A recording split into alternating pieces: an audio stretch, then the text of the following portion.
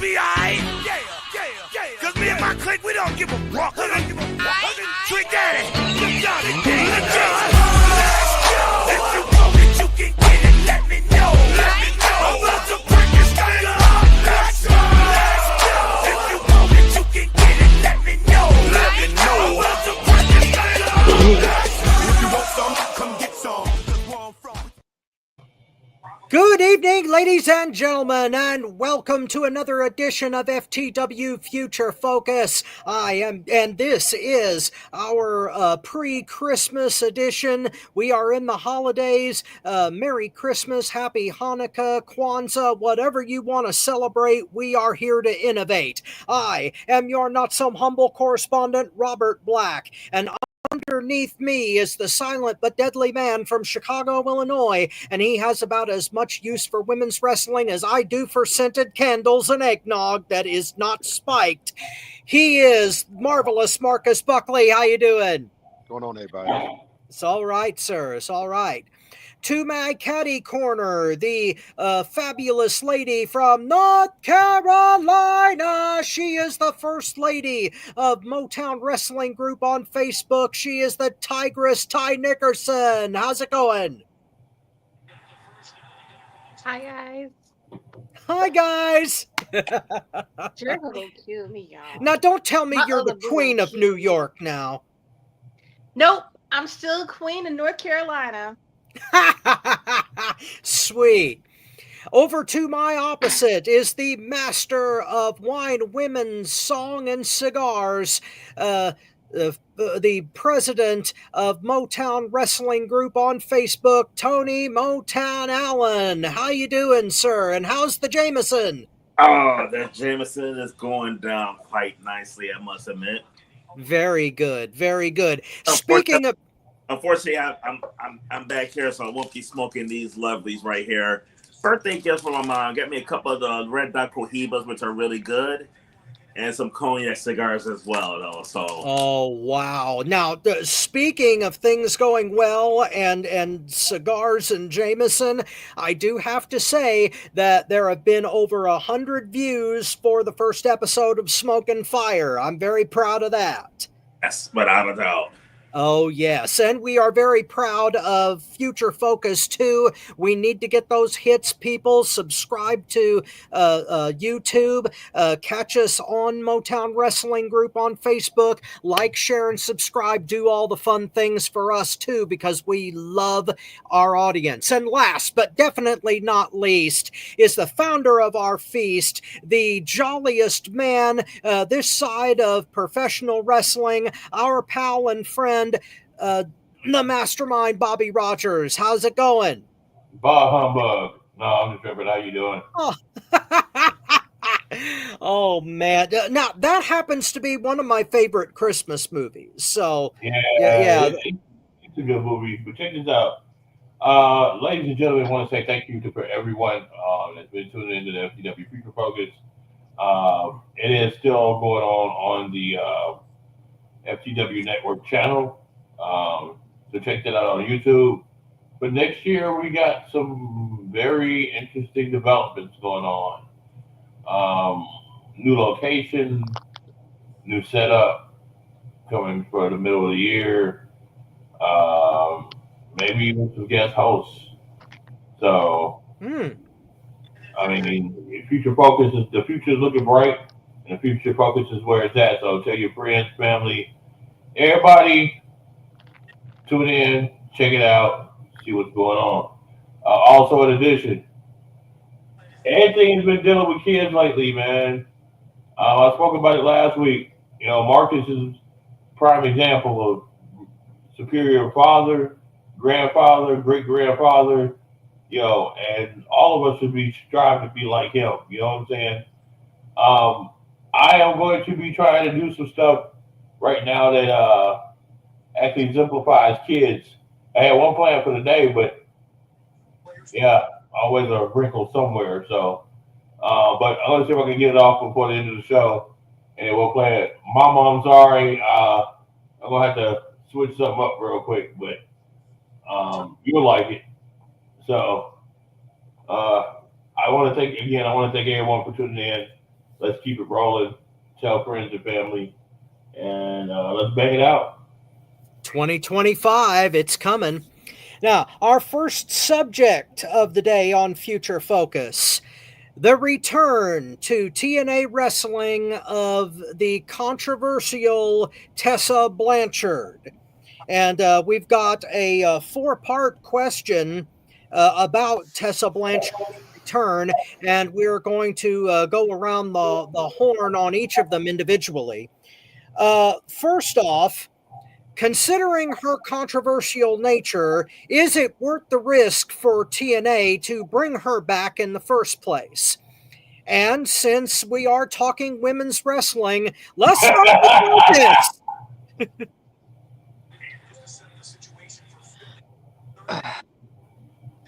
I mean, if you're just talking about the racist comments, I mean, to me, I compare that to what is it Jay Briscoe said years ago. The anti-gay slur. I mean, at a certain point, I mean, he apologized.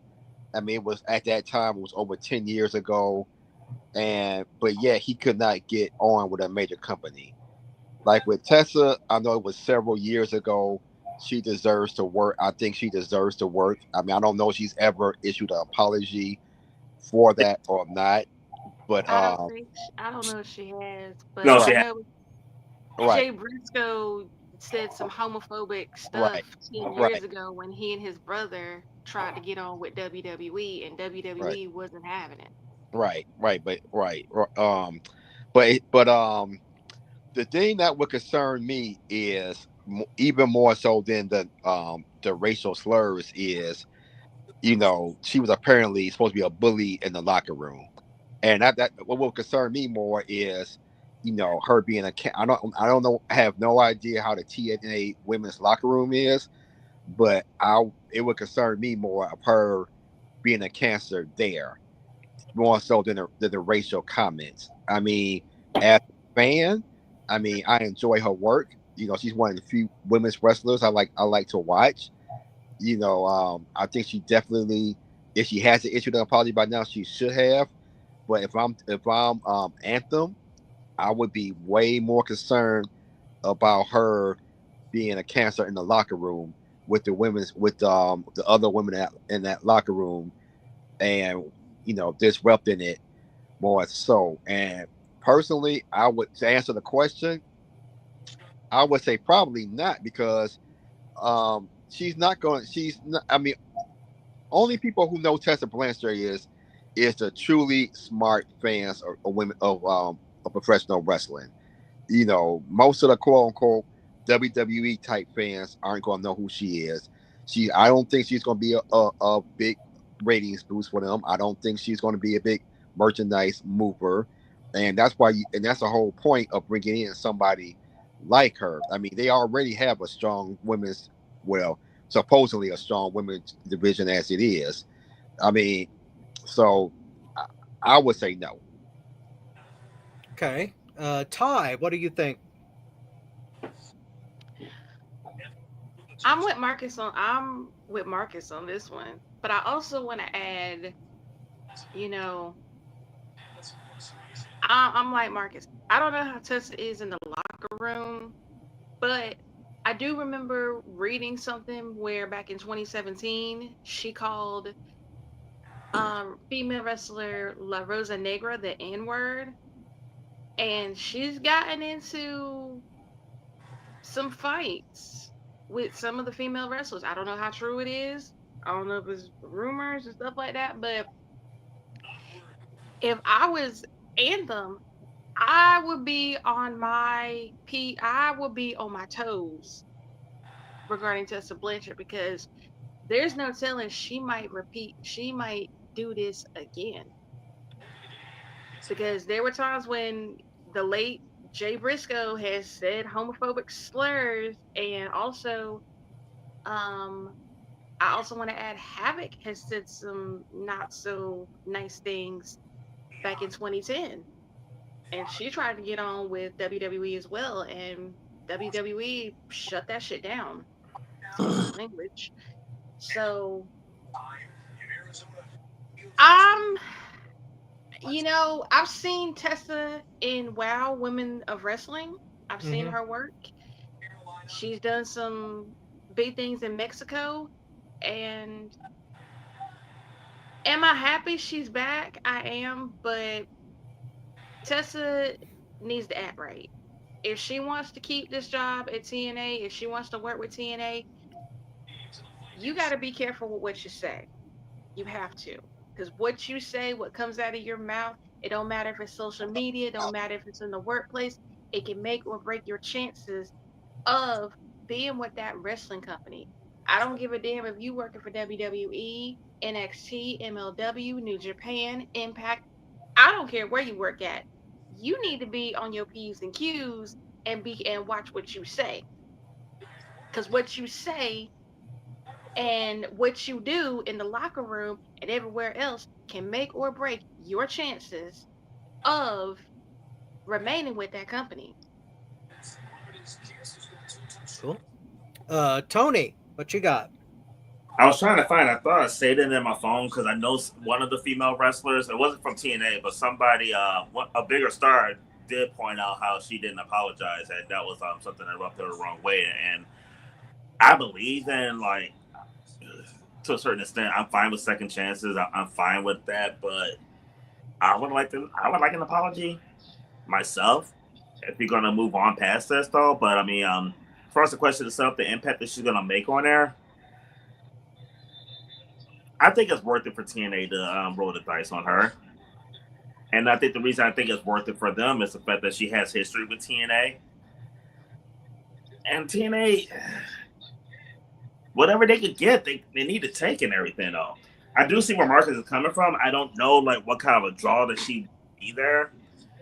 But for me, what I'm hoping is, like, she does good there. I'm hoping that she does really good there. I'm hoping that she kind of wipe the slate clean with other promotions and everything, though, because in my opinion, I want to see Tessa in WWE. There's dream matches for Tessa Blanchard. I mean, just her and Charlotte alone, I want to see. I mean, there's other stories they could tell, and I would like to see what Tessa Blanchard could do with the machine behind her. So I hope she can clean her image up to enough to, like, get her there. But I mean, time's gonna tell and everything, though. But it does kind of worry me that she hasn't apologized, because it's kind of like, if you're not sorry for what you said, do you really feel bad for what you said? Like, was it an accident, or is that how you, or are you Hulk Hogan? Yeah. Okay. Here's my take on this. At this point, I think it is worth the risk for TNA to try bringing her back on a regular basis. All of you guys have a point in that she really needs to be very careful about what she says in public and what she posts online on any platform. I think that the reason that she hasn't apologized about it is because I think that to this day she still denies saying any of it. I think that's, I mean, I don't know what the proofs are, but she was accused of saying these things and of being a backstage bully, kind of like JBL, but worse and with a racial tinge to it.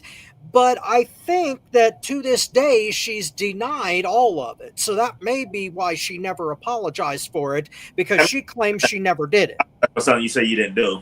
So that does make sense.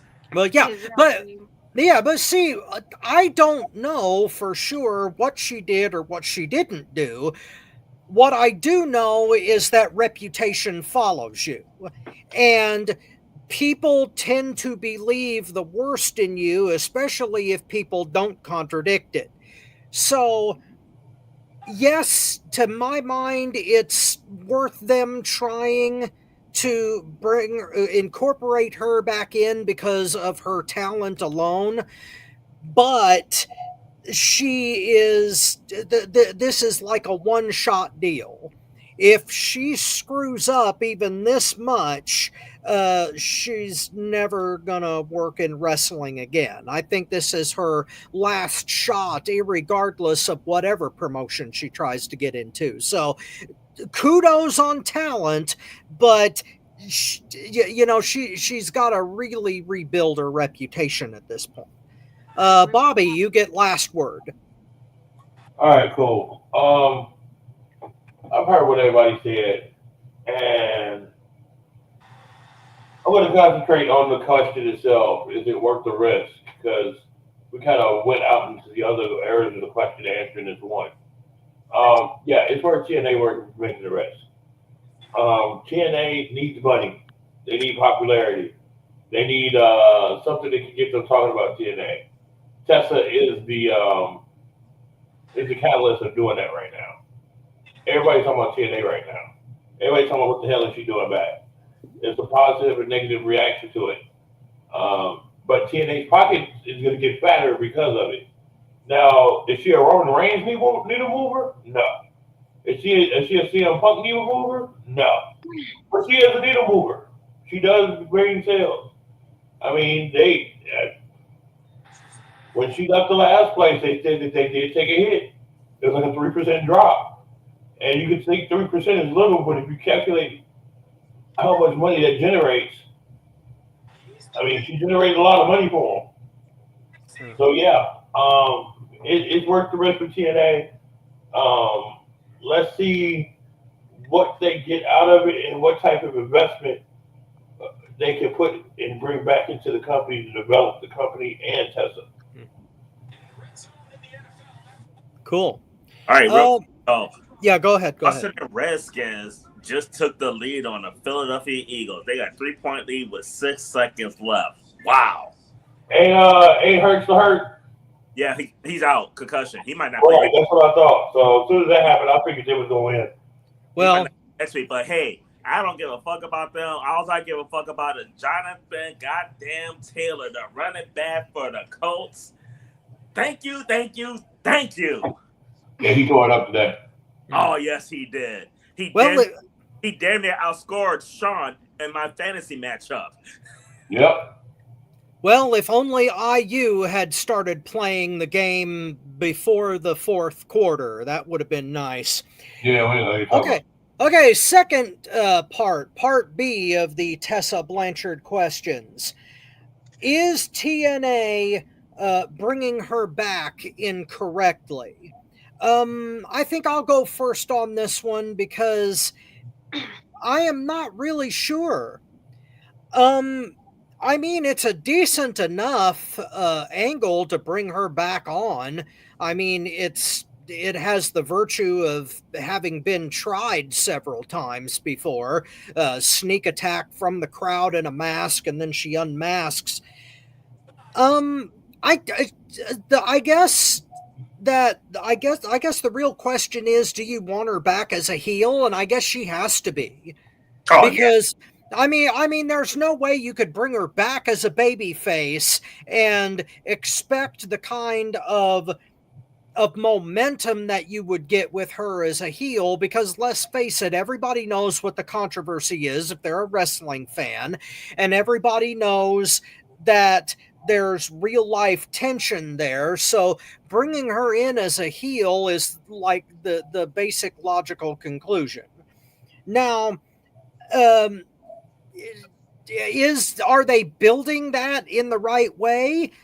Maybe. I guess time will tell on that, because Scott D'Amore is no longer with them, and Scott D'Amore was their head writer when Tessa Blanchard was last there. So depending on who they've got doing that job now is going to affect what goes on with the way that they use her today. So I don't know. The jury is still out on me, but I'm leaning toward no, they're not using her incorrectly. Tony, what do you think? I don't think they use her incorrectly, just for the simple fact people are talking about TNA. They're talking about it. So the fact that like people are talking about her returning, they are talking about TNA, and come on, we know good and goddamn well there ain't many conversations going on in the wrestling world about TNA though. So anything that's gonna generate conversation for them, yeah, they're definitely doing it right now. Whether they keep doing it right, time will tell though. But I think they did it the right way now to generate what to get their goal, to get their end result and everything. Well, a lot of the conversations about TNA are bad right now. The one that I heard recently was they were going to stage a walkout of major players in TNA because they were asking people to take pay cuts. So if Tessa Blanchard will help in that department, it sure as hell would be a correct decision. Ty, what's on your mind here? Well, I have to agree with both Robert and Tony on this one. If you want, I like Tessa coming back as a heel, because there ain't no way in the world she gonna come back as a face. I mean, even without person, she's a natural heel. Oh yeah, there's different kinds of heels in the wrestling world. You got the natural heel, you got the chicken shit heel, you have the psychopathic, sadistic heel, which I like the calling. And then you got the villainess, which is the female equivalent to a heel.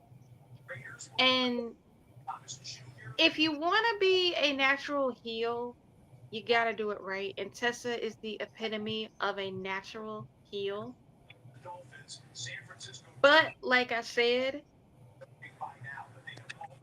the jury is still out regarding her coming back. And if Scott D'Amore was still running TNA, I don't think he would allow it. But one thing I want to add regarding the first question, if you know better, you have to do better. So I like Tessa coming back as a natural heel. She oozes it. She uses it to her advantage. So I wouldn't mind using her to my advantage. Oh, good Lord, James! And thank you for joining us on FTW Future Focus. Wow, it took us a long time to draw first blood. Wow, I'm amazed. That might be a record. Rob. Only way I'm going to draw first blood if I put it in her pooper. Thank you for joining us on FTW Future Focus. Oh, man, I was hoping we'd get through a show just once. Just once. No such luck. Rob, if you didn't get that done when I wasn't here, the shit ain't going to happen. Maybe not, but one can dream. Marcus, keep us clean, please. I would say yes, especially if you just look at it from a storyline. I mean, she debuts in a mask against their top female star, Jordan Grace, which actually made me tune in to Impact on Thursday, except they were doing their year-end show. Plus, I mean, I think it's pretty much known that Jordan Grace is probably leaving for WWE next month. She'll probably be in the Rumble. So I can see them doing an angle where she puts Tessa over, and I figure sometime in 25, if she don't mess up, she'll probably get the Knockouts title. So I mean, I thought it was a good way to debut her. As far as the character, the storyline. So I would say yes. Okay, Bobby. Well, when I hear this question, it was two ways that I could have put it. And I put the question out there because I was asked the question. We're not looking. Everybody looks at it as my storyline. Basically, how the story makes it with Tessa, and I'm looking at it a different way. I'm looking at her actually walking into the locker room. I'm looking at it as a team concept of the other girls and how they accepted her. Now, let's just start off. Everybody's talking about, she's going for the title and Jordan Grace is going to be leaving. Jordan Grace has already said she don't want to work with Tessa. She put that out there. And Anthem has already just basically said, we're the boss. We bring who we want. You're going to have to work with her. And I'm sorry, it's a business decision, understandable, because that match is going to be one of the most viewed women's matches, probably besides whatever WWE puts on for WrestleMania in 2025. Let's just face it, it is. There's no way to deny it. We got to look at it as, and you guys mentioned it earlier in the first question, Tessa has never apologized.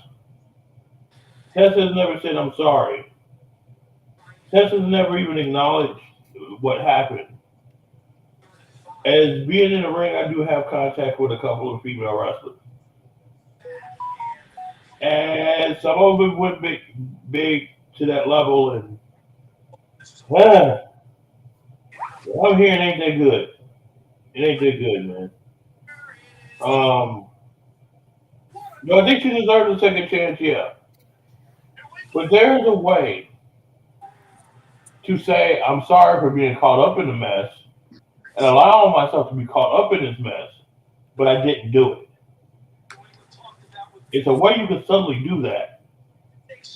I mean, we've had plenty of athletes do it in the past.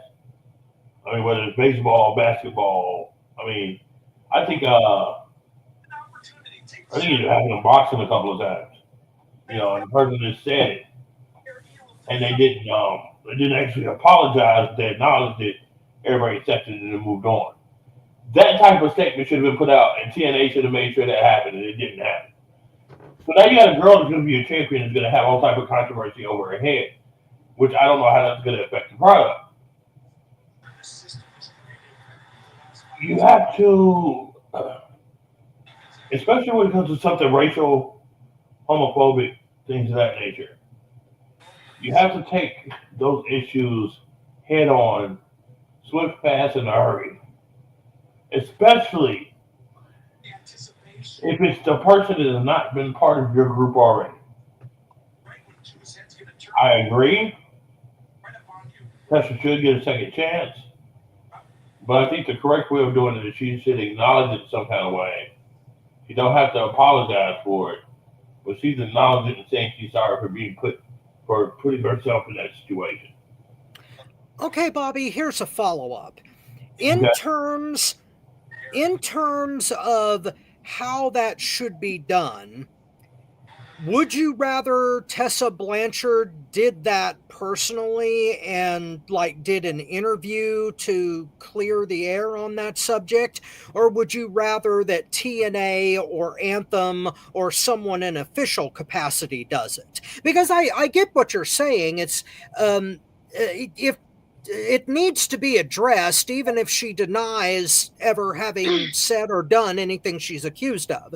Would you rather see her do it personally, or would you rather the company take care of that and then let Tessa Blanchard just do what she does? Actually, I do it in 3 phases. It'll be 3 phases I do it in. The first and the most important is Tessa, and I think this has probably already happened, because I don't think they would have signed a contract with her anyway. But she's got to stand in front of that locker room and say, all this controversy, I didn't do it, or I did do it, or blah, blah, blah. I'm sorry that I got myself put in a position to make it even a controversy because the wrestlers have it hard enough, blah, blah, blah. Please allow me to work with you guys so we can go ahead and make some music and move on from there. That's the first phase. If it were me, I would not have. Let me finish, because all this got to go together. Sorry. Okay. So that's the first phase. The second phase is the company itself. The presidents and everything has to come out and make a statement. We've investigated the matter when it comes to Tessa Blanchard. We've had our foundings. We believe we give them second chances. So let this woman have a full chance. We do understand everything has been addressed with the locker room and everything. Please allow us to exist, and let's do business. TNA, love hearts and suplexes, whatever. All right. The third part is, now this is where it gets tricky, and people are going to think I am crazy as hell for saying this. But I bet you any amount of money, it will be the most interesting thing, and might, and again, there's a strong might, but might, since it's so controversial though, take up a storyline where WWE even step back and say, damn, hold the fuck up. The fuck they doing, you know?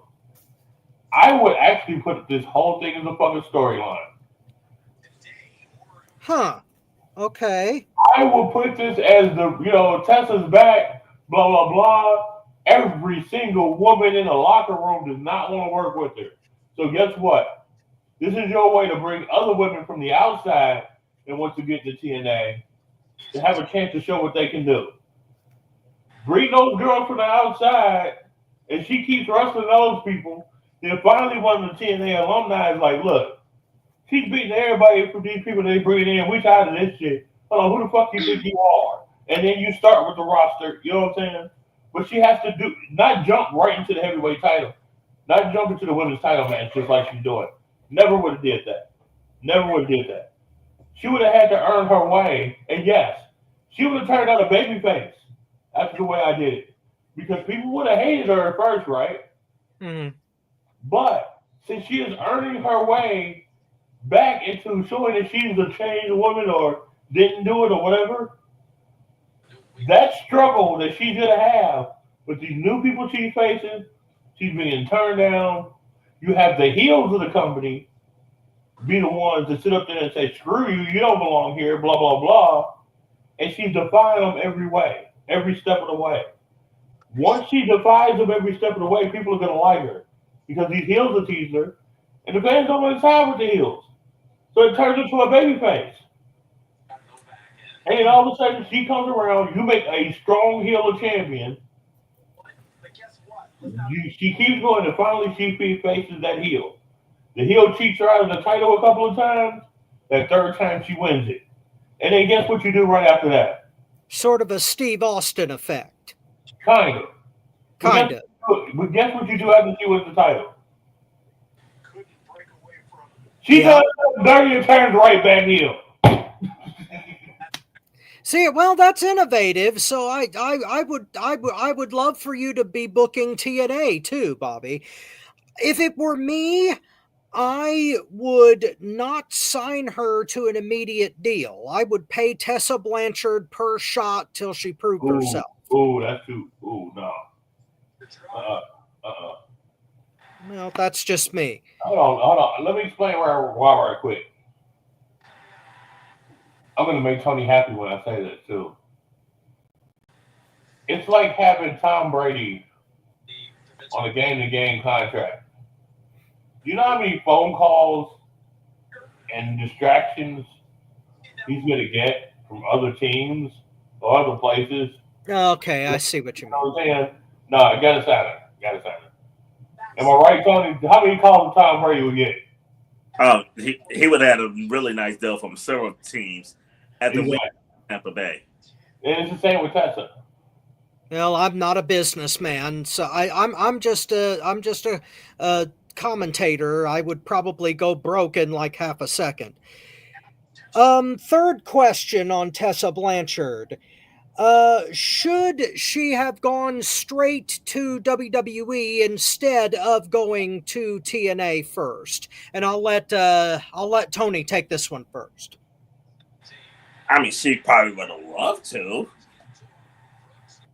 but she's not in a position to do that right now. I mean, ideally, everybody would love to go straight to WWE. I mean, that's like the major league. That's the end all be all that a lot of wrestlers want to accomplish, though. But she's not in a position to. Not at all. Like right now, she's like the interim coach for the Bears. You're trying out for the bigger ones. You're trying out for AEW and you're trying out for WWE. You can't go straight there because trust me, those eyes are on you. They're seeing how you're going to do in TNA. They're seeing how things are going to go there first, though. So she's not in a position to go straight to WWE. She's got to rebuild herself. She got to rebuild her image. She got to rebuild her marketing appeal. I mean, she's got work to do, and she should be fortunate that TNA is letting her come there and try it there, though. So she's doing it on like on a pretty good platform to try to move up to AEW or WWE. But since she had gone straight to one of them, no, not Okay. that. Marcus, you agree? Pretty much ditto what Tony said. You know, I don't know how well she's known in WWE. I mean, if anything, I can see her going, you know, doing TNA. Maybe at some point they'll let her appear on NXT. Maybe I know she's been there in the past before, you know, years and years and years ago, and maybe Wasn't she in the Mae Young Classic also? Yes, she was, I believe. yeah, I The think first so. Mae Young Classic? Yes, the very first one. So now I could have seen this being a possibility under Vince, but now with it being a publicly traded company, oh, there's no way in hell that could have happened. Absolutely not. So again, I know she would have loved to have done it, but no, she wasn't in a position to do it. Ty? I agree with Tony and Marcus on this one. If she wants to go to WWE, you gotta rebuild. You gotta rebuild your reputation. You have to do some damage control in ring wise. But I don't see her going to the main roster. Like Marcus said, I do see her working with NXT. She did work with NXT years ago. She's also in the first ever Mae Young Classic. So, like Tony also mentioned, she's retraining herself to get ready for the major leagues like AEW, Stardom, um, NXT, WWE, all those other promotions. Do I want to see her in WWE? Absolutely not. Maybe in the NXT brand because she has worked with them years before her racist rant. But like Tony mentioned, in order for her to want to work with WWE, you have to retrain yourself. You have to give yourself some in-ring retribution. Okay, I'm kind of torn on this one. I think that if Tessa Blanchard had gone like straight to TNA, I mean, if she had gone straight to NXT, then she could have been rebuilt from there and they could have dealt with the controversy in that realm instead of starting out in the much smaller pond in TNA. That probably would have killed TNA dead at this point, but that probably could have been possible for Tessa, and we could have seen her versus Charlotte at Mania 42. Would be my guess at the timeline there. However, I'm sort of leaning in agreeing that she shouldn't have taken that route, and I'll tell you why. Because right now, WWE has arguably the biggest and best women's roster in wrestling right now. Tessa Blanchard going to TNA will really benefit them, controversy or not, because she's known there and she's a huge fish in a smaller pond.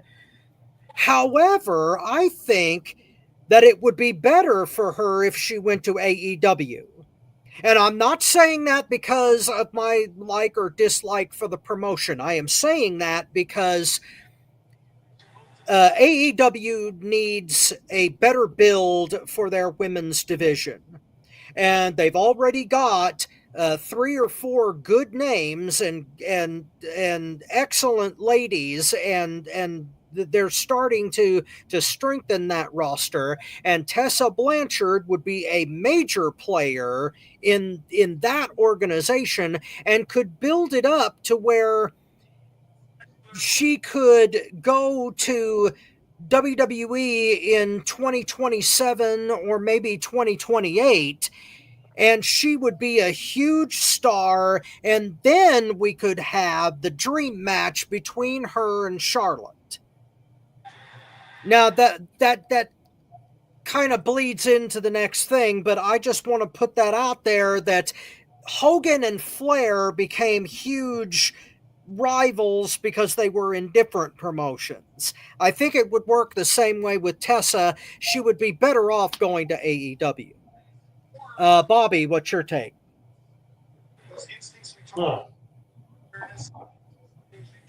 This was a deep one on my end. And Rob, I think you're the only one that got it the way I think. I disagree with the rest of the panel when they say that she should have gone to WWE. I disagree. I think she should have went to WWE. And this is the reason why. Tessa needs to have good opponents to go against. She needs strong opponents to go against. Because she has a name. She has a huge name. All right? Now, when we talk about her relationship with WWE TNA, not TNA, but sorry, these damn initials is getting on my nerves. NXT. It was NXT. It was the Mae Young Classic. Who was in charge of WWE NXT then? Triple H. Who was Triple H's assistant? Shawn Michaels. So the glove fits. Can't quit. Now, we sit here and we have that dynamic already and they have that relationship. I understand they've been bought out by TKO. I understand it's another board. But, McMahon will probably do it on the side of their back. I would say that. I would agree with that. But at the same time, TKO should be thinking the same thing. Reason being, if you got a girl that can sell merchandise, push merchandise, it's favorable. You could go ahead and put her in NXT. She's proven herself, builds herself with the storyline that I'm talking about, and get the major media publicity for her to get popular because she is a superstar. She's not just a regular star. She's a superstar already. You know what I'm saying? So, and plus, this is the other thing about TKO. TKO has a more formal structure to where those girls are going to come and say, I don't want to work with her. I'm not going to work with her. No, I'm not going to do that. TKO will get the fuck out. You know what? We're gone. Bye. It buses right over across the street. Here's your check.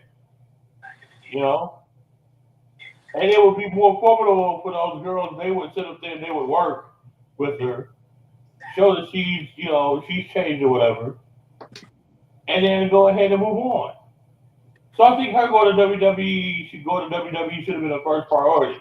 She just started off at NXT, became an NXT champion, lost it a couple of times, won it back, and then go to the main roster. It was probably a 3-year project, but she had a better structure there that's solid that would have made those girls work with her. Rather than TNA would have, I don't want to work with her. My hair's wet. I didn't put on my makeup today. I'm sorry, my panties is in a twist. No, They would be like, okay, well, this is business. Let's do business. Something like they doing with Punk. You know what I'm saying? We gotta do business. Let's stop this bullshit. Let's get it on. I think WWE would have been a better fit. But Bobby, let me ask you a question, Bobby. Okay, and I think I can't speak for Tony, but I think he was coming from the same place I'm coming from, which is this. Was that what you, based on what you just said, was that even an option? Right. Because like what you laid out, right. We both said that would be ideal. Yeah, exactly. I'm not saying it's an option. Right. I'm just saying, would she have been better if it was an option? But we're not saying she wouldn't. I mean, we both said that it would be ideal for her to go straight there. Sure. It just wasn't an option for her. Yeah, right. Well, I think it should have been though. I think TKO should have stepped up and got her, and that was dumb on their part. That's real dumb because, like Rob said, AEW is working around the fucking corner. Now, don't get me wrong. All right. That's a long ass corner. Oh yeah, it is. It is Broadway and Sherman.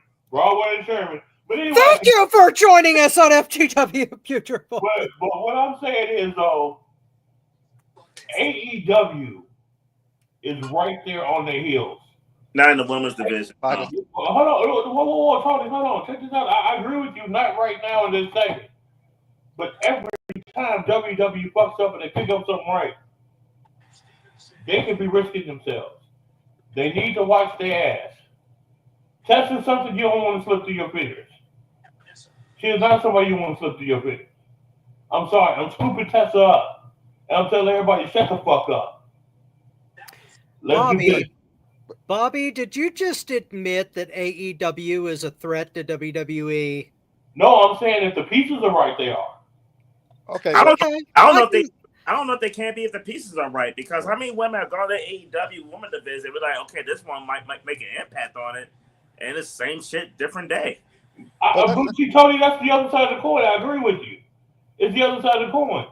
I agree with you 100% on that, because you got Tony Khan, and the man can't even juggle with one plate. So I mean, you're stuck in a catch-22 right there. You know what I'm saying? They got a chance to do some damage, but Tony Khan could be like cheddar Bob and shoot himself in the foot. You know what I'm saying? But Bobby, let's go back to your first question on this. Okay. Is it worth the risk? I mean, NXT, they just brought in Julia. They just brought in Stephanie Vancourt. So with everything, all the baggage that came with Tessa, I mean, why would they risk it? It's not worth it for them right now. I mean, TNA is not competition for them. You talk about on their heels. You talking about Sears Tower heels. They're not even fucking close. They're not competition. AEW.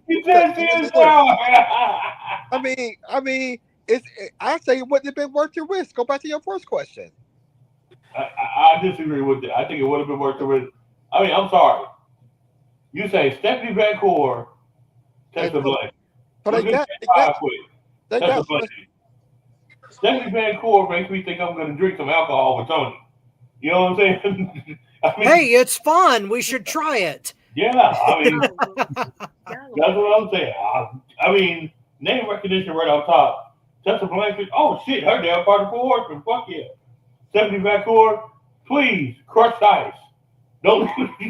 Well, first of all, if Tessa Blanchard went to the WWE, there's no guarantee she would be Blanchard. Look at Braun Breaker. I mean, we gotta remember. You got a point. You got a point on that one. Yeah. I mean, about how big is the Blanchard name in WWE right now? Well, it's not, but it sure as hell would be in AEW, which was part of my point. What I'm worried about is that if Tessa went to WWE, especially to the main roster, right now she would get lost in the shuffle between Charlotte coming back, Rhea Ripley still a big deal, Liv Morgan on the rise, and Io. And Liv is there. And don't forget Tony's girl Becky. Coming back. Yeah, coming back after she gets done with Star Trek. Fuck you, Marcus, and fuck that bitch Becky. Yeah. Facebook, throw me in jail now for calling that fucking bitch a bitch now. Throw me in jail, Facebook. Fuck y'all.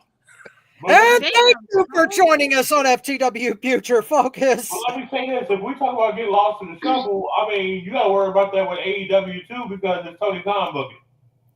Well, okay, but there's no way, you know. Like I've been saying, when it comes to WWE and AEW, they got equal but opposite problems. Whatever you do in one, you're gonna end up with the opposite in the other. But Rob, this is the difference.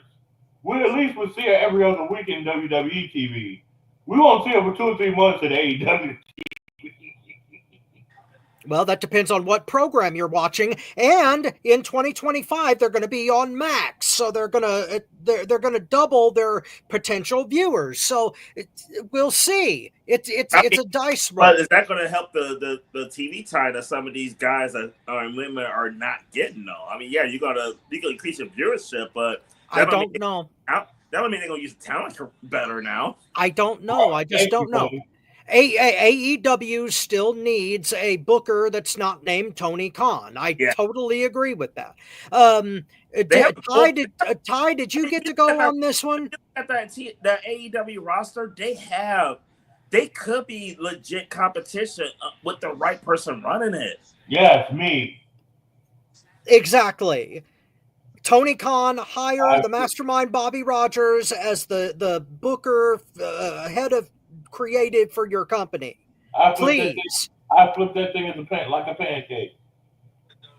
I don't doubt that. And this is what's weird. I wouldn't even have to add nobody to the rosters. Maybe Tessa Blanchard because she ain't signed. But I wouldn't have to add nobody to it. They have the people there. That's what I'm saying. Like the right booker, they got the talent. They have it. I just get in trouble for messing with Willow. That's my problem. And thank you for joining us on FTW Future Focus. Ty, did you get a chance to respond to this?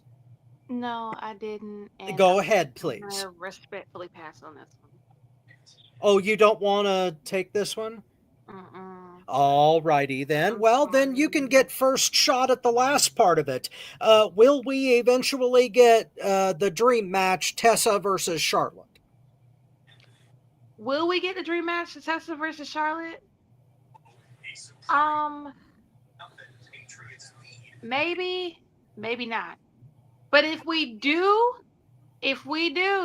get that dream match, they have to do it right. They have to book this correctly. They cannot book this half-assed. They cannot book this incorrectly. You have to do it right. So go get Tony Khan, right? I don't want Tony Khan booking this mess. Tony Khan. I want Shawn Michaels to book that match. Yeah, I want either HBK or Triple H booking it. One of Let them. me book the match. I want Shawn Michaels to book it. I don't want Tony Khan booking this mess. Ty, That would be a pure clusterfuck. Ty, why can't I book the match? She said anyone but Tony Khan. I'm gonna take HBK over you. No. No, I'm with. I say that because he knows, like me and him, like we come back and forth over some of his booking decisions. Also, I'm with Bobby on this one. If HBK's not available to book this match, I want Mastermind to book the match. Yeah, me too. HBK's not available. Wow. Okay, Marcus, are we going to get the match or no?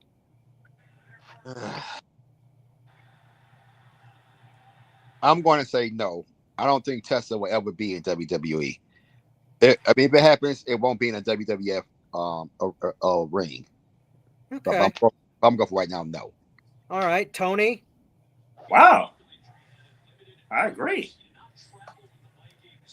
I just don't see how it's gonna line up where she ends up in WWE and we get that match. I just don't see it happening. I don't think WWE's gonna roll the dice on her. I just don't. I don't think they see her as being worth it for that return on investment with the baggage. So I thought I was gonna be the only one to say it. Marcus said it first though, but I agree with Marcus. It's a no for me.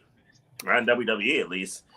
I have to disagree. I think we will get the match eventually, but it's not going to be anytime soon. We're talking about at least 2 years, maybe more. Because first of all, we got to get Charlotte healthy enough to get back on top and back in the ring again.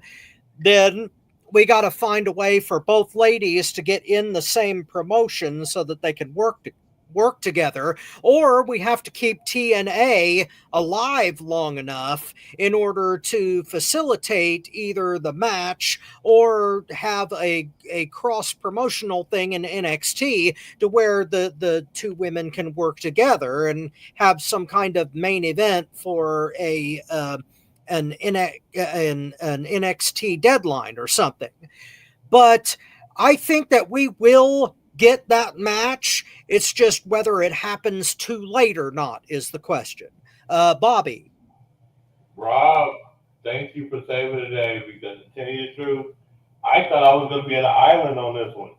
The thing that we forget is TNA and WWE have a inner working relationship. Look at Jordan Grace. She was in the Rumble. She had her own matches with WWE. They can do cross promotions where technically she's not WWE. She's still TNA. And Charlotte is WWE all the way 100%. Unless she gets mad and say, screw you, I want to do AEW. You know what I'm saying? But I don't see that happening. You know? Well, But Go ahead. Hold on. It can happen, and I'm going to even make a bold prediction. I think it's going to be a WrestleMania main event match. I think this is the way WWE is going to pay back TNA. They're going to put TNA on the map by having a main event, Tessa Blanchard versus Charlotte Flair, night one at a WrestleMania. And to tell you the truth, it might happen here in Indianapolis when they do WrestleMania. Predicted all that. But it's going to happen. And I'm going to tell you this. When that happens, TNA stock is going to go up, Charlotte stock is going to go up, and then Tessa stock is going to go up to where she's going to be almost there with what's her name, Jordan Grace. Bobby. Thank you, Bobby. Dude, have you started drinking that Jameson yet? Dude. If Marcus. Bobby. How many people said that when I said that they was going to main event of WrestleMania? Bobby. How many people said that when I said they was going to main event of WrestleMania, Marcus? How many people said the same thing and look what happened? No, listen. But you also said a lot of stuff that didn't come true too, though. Yeah, you're hanging on to that one. But there's a lot of stuff that you kind of threw out there that didn't happen now. But this is what I'm saying. I can agree with you that might happen at a WrestleMania event. But you goddamn better be sure she will be signed to a WWE contract. No. You don't have to be. And there will be no mission of TNA. That's how WWE rolls. That is how they roll. I mean, you barely get WWE contracted people in a big spot like that. Good point. I give you that, but I'm sorry. If they gotta pay them back some kind of way.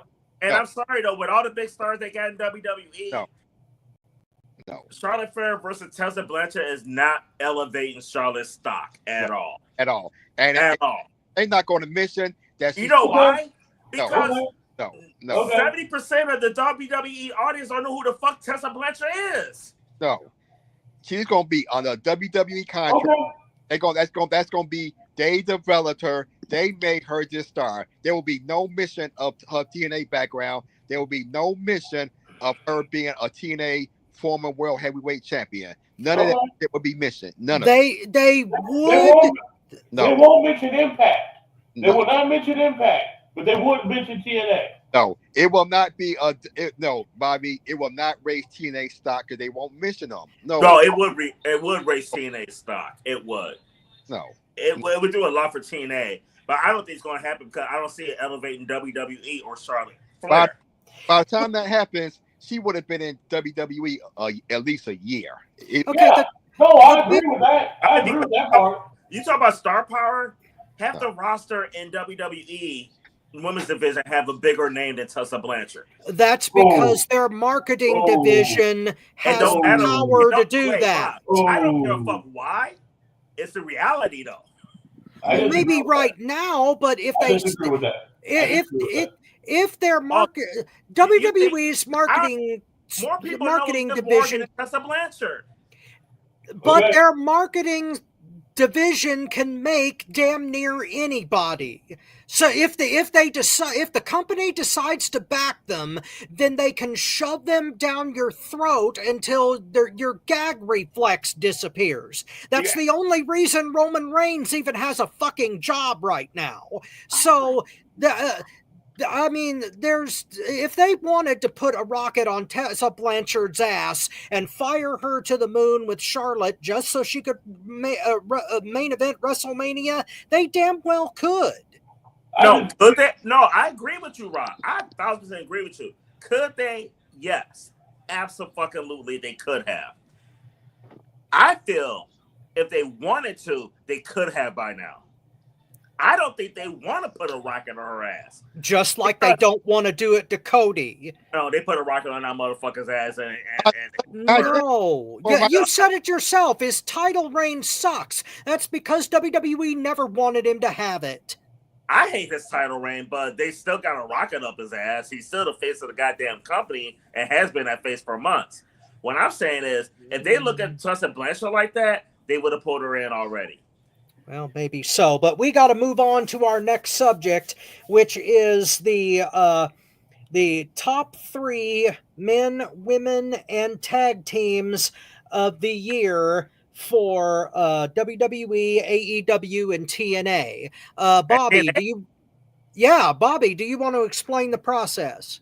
Yes. Basically, what we're going to do is, it's the end of the year. Replay shows are going on. Ain't nobody doing nothing current right now. So check this out. TNA, AEW, WWE.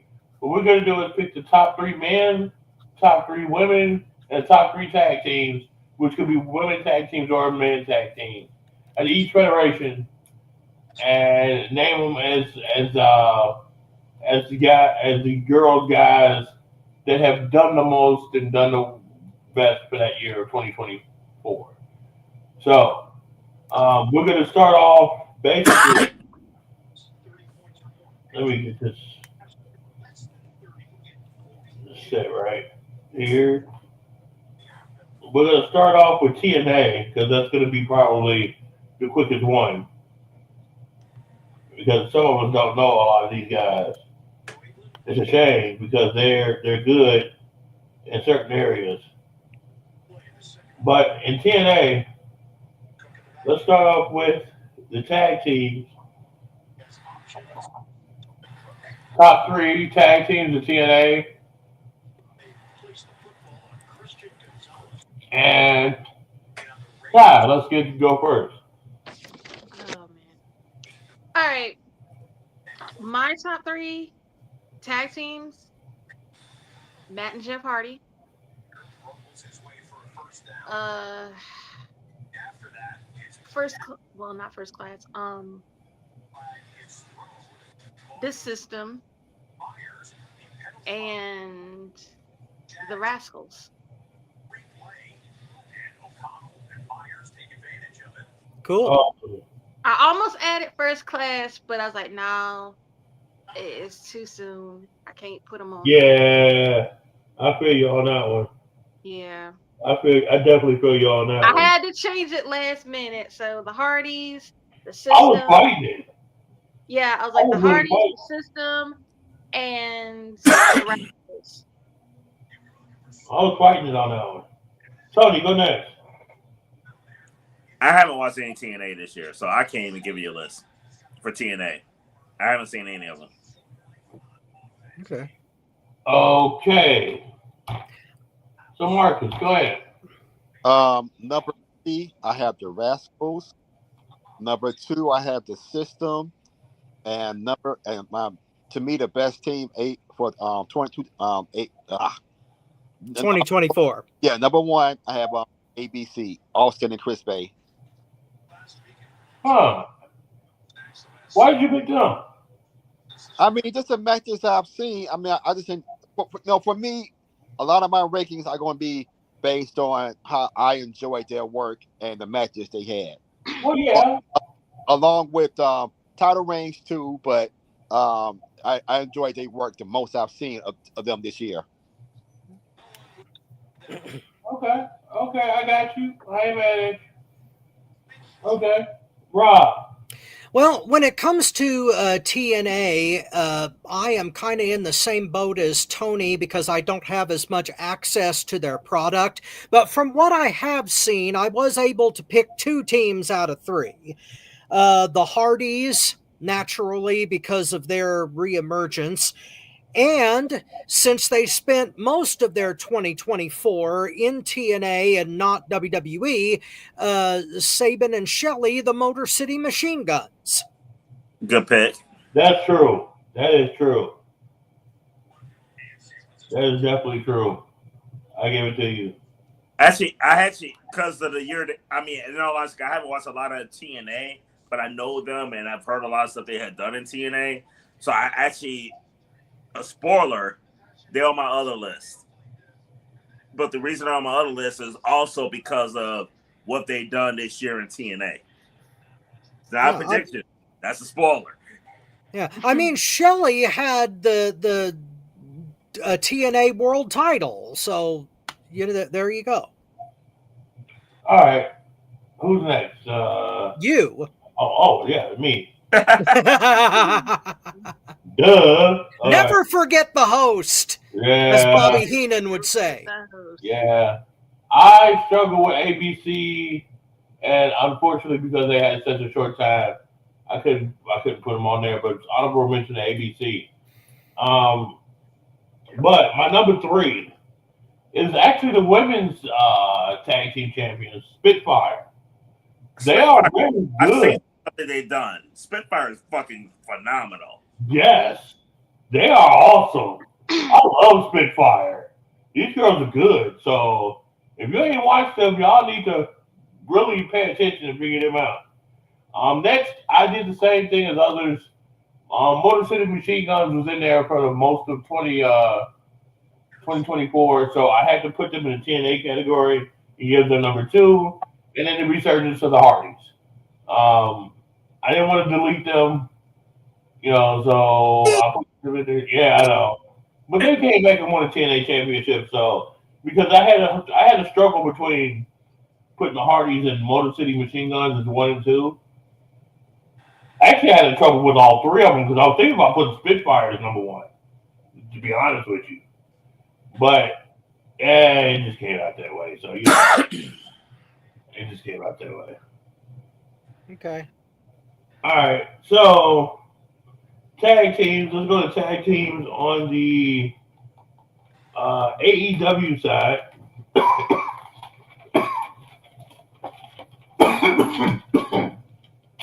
Man, say you don't cough, and all of a sudden, here comes the cough. It'll be all right. We will work with it. Sorry, guys.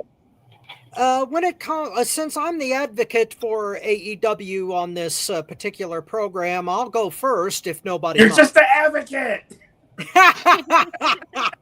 My name is Robert Black, and I am your not so humble correspondent. Okay, my three picks for AEW's top tag team of 2024. We've got the Acclaimed. We've got Private Party. And even though they are technically a Ring of Honor tag team, they are still AEW wrestlers. Sammy Guevara and Dustin Rhodes as the Sons of Texas. So those are my three teams for AEW. Call themselves the Sons of Texas? Yeah. Sons of Texas. Yeah, they're both technically from Texas. I mean, okay. At least that's where Sammy Guevara makes his residence right now, anyway. No, he makes his residence right in between the legs of Ty Mello. Oh God! No, that's just the apartment he rents. And thank you for joining us on FTW Future Focus. I'll give that one to both of us, Tony. I have not had to hear that name. A what? Apartment? No, Ty Mello. Okay. Ty Mello. Mastermind hates Ty Mello more than Tony hates Becky Lynch. I don't know if he hates her more than that. I'd say they're only. It would be an interesting contest.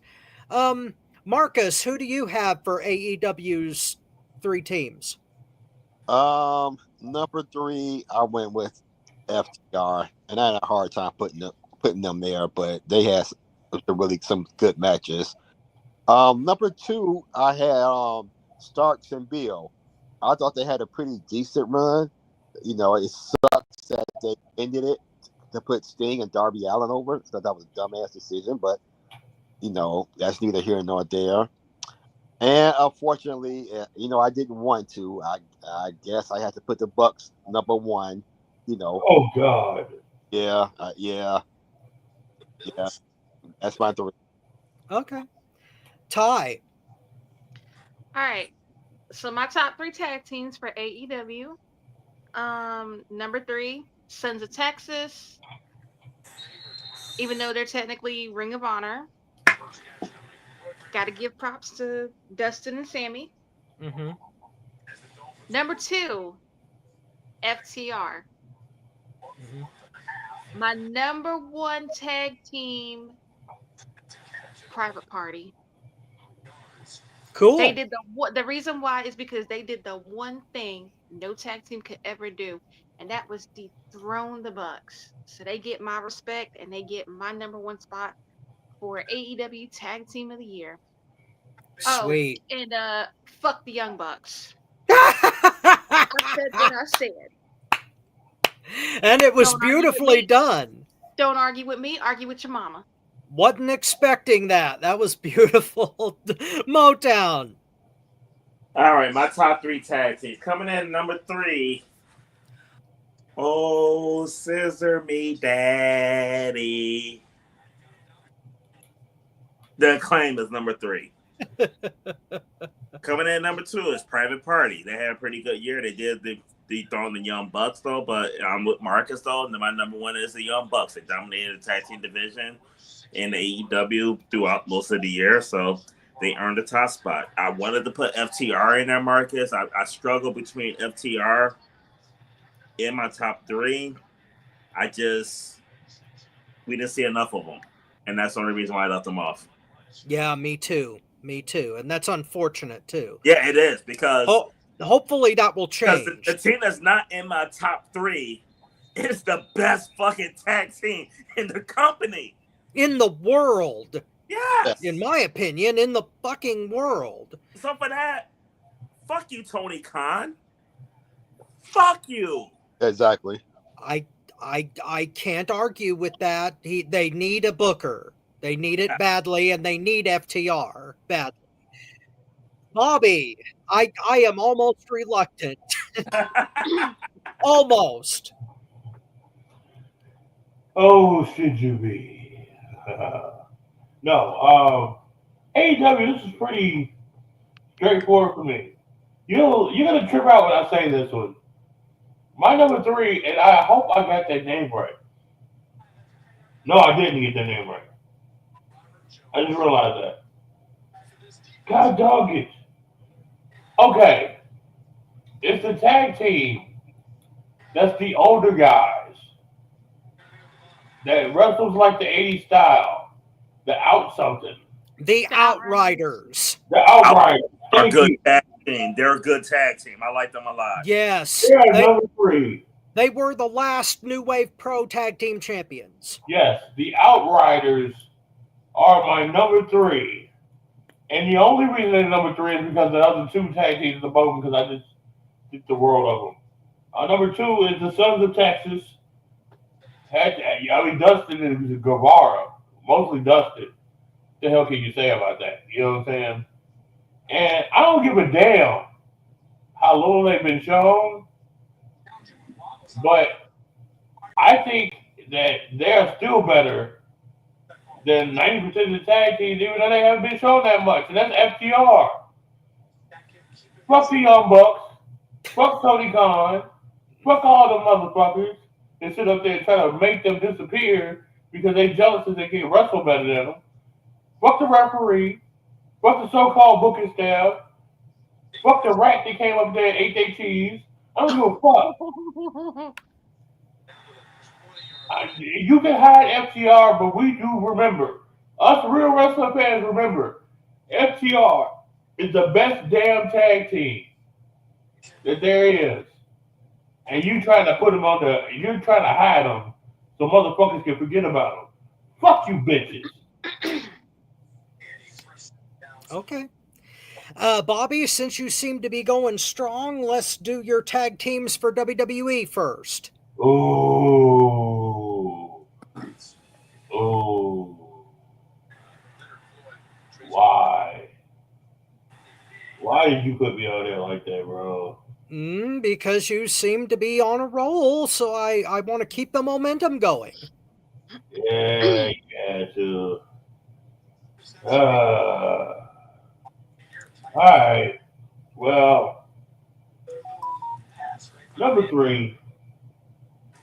I mean, I can't really call them a tag team now. See, that's why I got a problem. I wanted to put Imperium there, but they don't hardly tag team anymore. Neither is FTR. You put them there, so why not? Yeah, Imperium, fuck them. Anyway.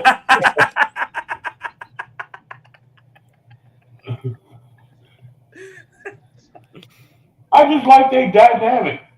Yeah, I like the whole gimmick right there. Okay. I'm number 2. This is another one, but this is a woman tag team, and I keep getting these girls wrong, and I wish I would get their names right. But it's the Devil Girls. Alba God, Fire dog. and Isla Thank Dawn. you, thank Yeah. you. God, Only Fire you. and really, Dawn. really, Yes, really, yeah, really. yeah. I gotta give them their props. I've been down on them and hard on them for a while, but a lot of stuff that I seen they did on the side, I gotta give them their props, man. They pulled it out. They barely pulled it out. They barely pulled it out. But the one that ran away with it, and I picked this dude ever since he debuted. You can look at the past episodes of this show.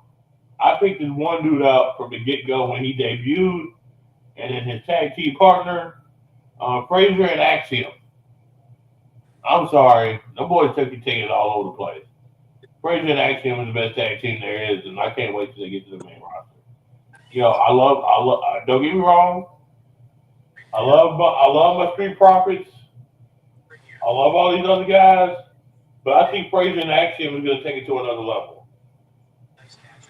Okay, I've got to go next because, Bobby, for once, you and I are on almost the same damn page here. I also picked Fire and Dawn. Really? Yeah, yeah, and I also picked Fraser and Axiom because everything that I saw out of those two tag teams this past year, I loved. They were fantastic to me. I couldn't. They were some of the brightest spots of WWE programming that I've experienced in 2024, I got and to that's agree. that says a lot for me, And as I you was know. hard. And if you remember, I was hard on Fire and Dawn. Yes, Hard yes, on. you were. I was hard on them at first. Yes.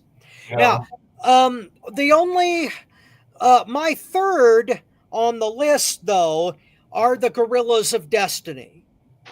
They were the best part of the Bloodline saga, probably the freshest breath of air that has been part of that storyline in the last two and a half years. So I loved seeing them get to WWE, and I loved what they were doing with the Bloodline. And as a tag team, they missed a huge opportunity by breaking the Usos up technically before they could have that tag match 2-on-2 and really tear the house down with it. So I had to give it to Gorillas of Destiny But as my third. I will say this though. Technically, they did split the Usos up before they even signed the God. But man, I'm really hoping the way the new storyline is going that we still get that. I'm still fingers crossed, Rob. I want to see that match. I want to see the God versus the Usos. Well, they did tease it. We'll see if it happens. Motown, you can go next. All right. My number 3 are the Motor City Machine Guns. That's not a spoiler or anything like that. Y'all pretty much knew they were on my list because a lot of it had to do with what they did in TNA and the quick impact that they made in WWE. I mean, WWE got a lot of tag teams, and I think in the short time they've been there, they made a huger impact in that tag team division than the team that's been there the entire fucking year. My number 2 is the best goddamn women's tag team in the WWE right now. Alba Fire and Isla Dawn. I really thought I was going to be the only one that had them on my list. I really did.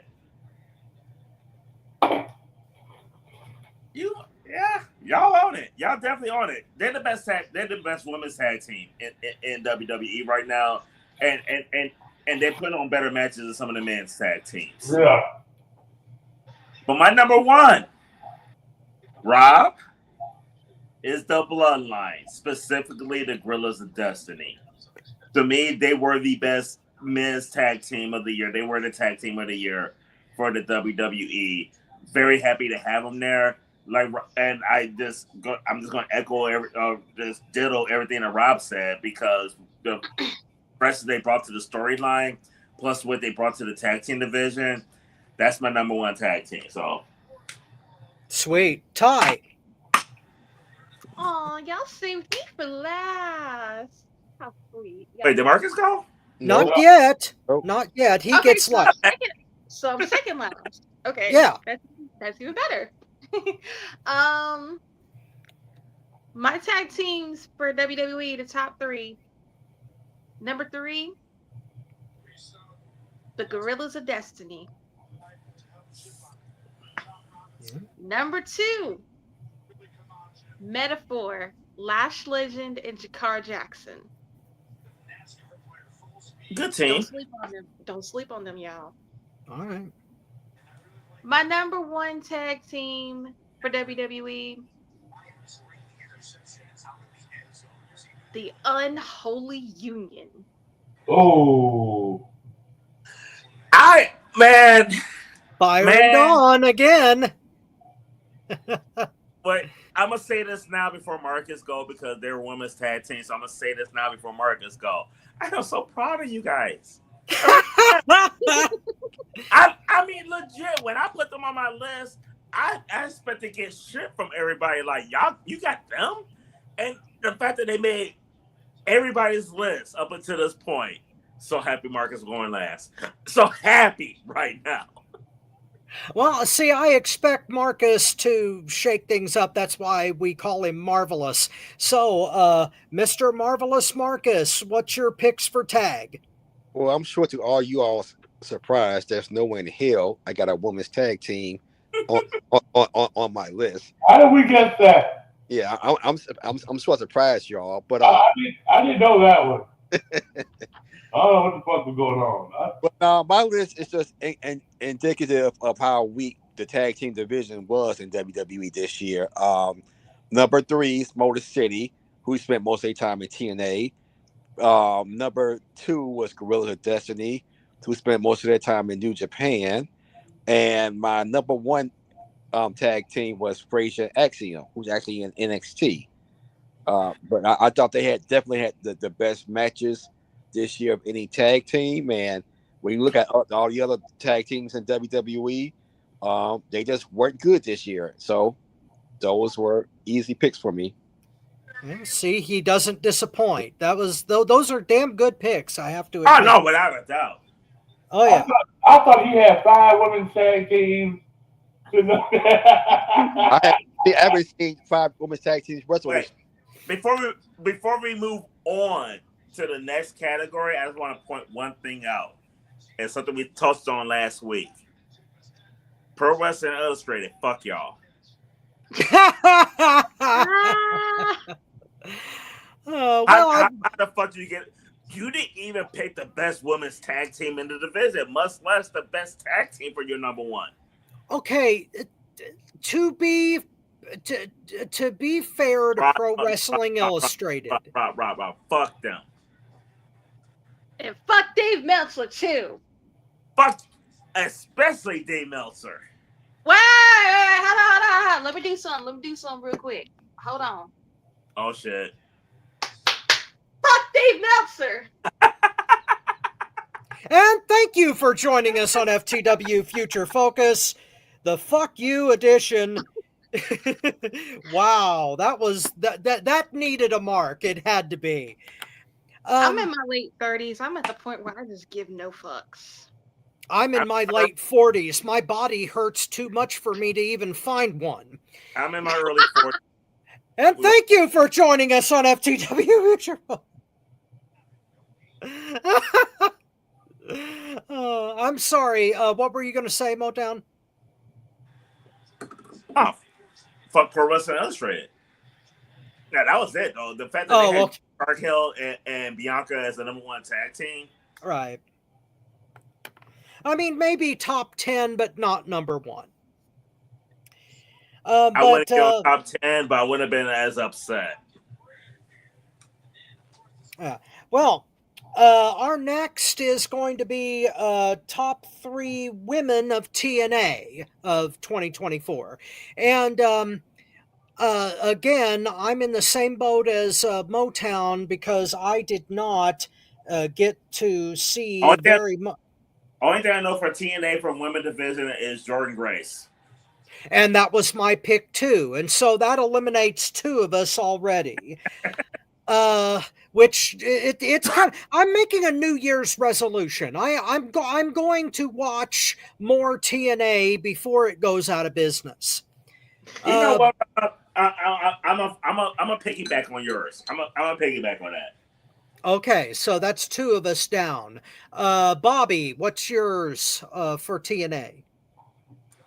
All right, when it comes to the women, I pay attention big time. Number 3, I mean, I don't know how you could skip this chick. Masha Slamovich. Yeah. I seen shit she's done. That bitch is a beast. Yeah, Slamovich ain't no joke. Slamovich is a ball ass chick. Excuse me. Golly. Really? Excuse me. Sorry, guys. That's all right, man. Take your time. Number 3, Donnie Luna. This girl, she might be part of the tag team champions, but if you've seen her as a single, she's a very good wrestler herself. So she gets both categories of tag team and singles. The girl's a badass. And then number 1, you already know, ain't no joke, Jordan Grace. You know what I'm saying? Jordan Grace is the best woman there. I mean, I don't care if Slamovich got the title. Jordan Grace is just phenomenal within itself. So that's my 3. Before we move on, just want to point out as I'm rocking in my Bray Wyatt rocking chair, let me in. I was thinking about that with Jordan Grace, but unfortunately, No, Thank you for joining us on FTW Future Focus. No. I'm not fucking with Jordan Grace, so that bitch will fuck my ass up. But AJ, she doesn't fuck you up. Her husband probably will. And thank you for joining us on FTW. That's the only reason why I wouldn't, because I got respect for that man. Jonathan Gresham, that's her husband. I have a lot of respect for CM Punk though, but AJ Lee, let me. Well, I say fuck Jimmy Uso. Let me get mine. Oh Lord! Oh God! Yeah. Damn. And thank you for joining us on FTW. Y'all already put it is fuck Jimmy Uso. Wow. And I don't know the guy's name, but whoever you are that married my fucking my new school Trish, fuck you too, Mandy Rose. Let me in, and I'm gonna put it on you like this. And thank you for joining us on FTW Future Focus. Dear God in heaven. Oh, wow. Hey, yeah. The Let Me In edition.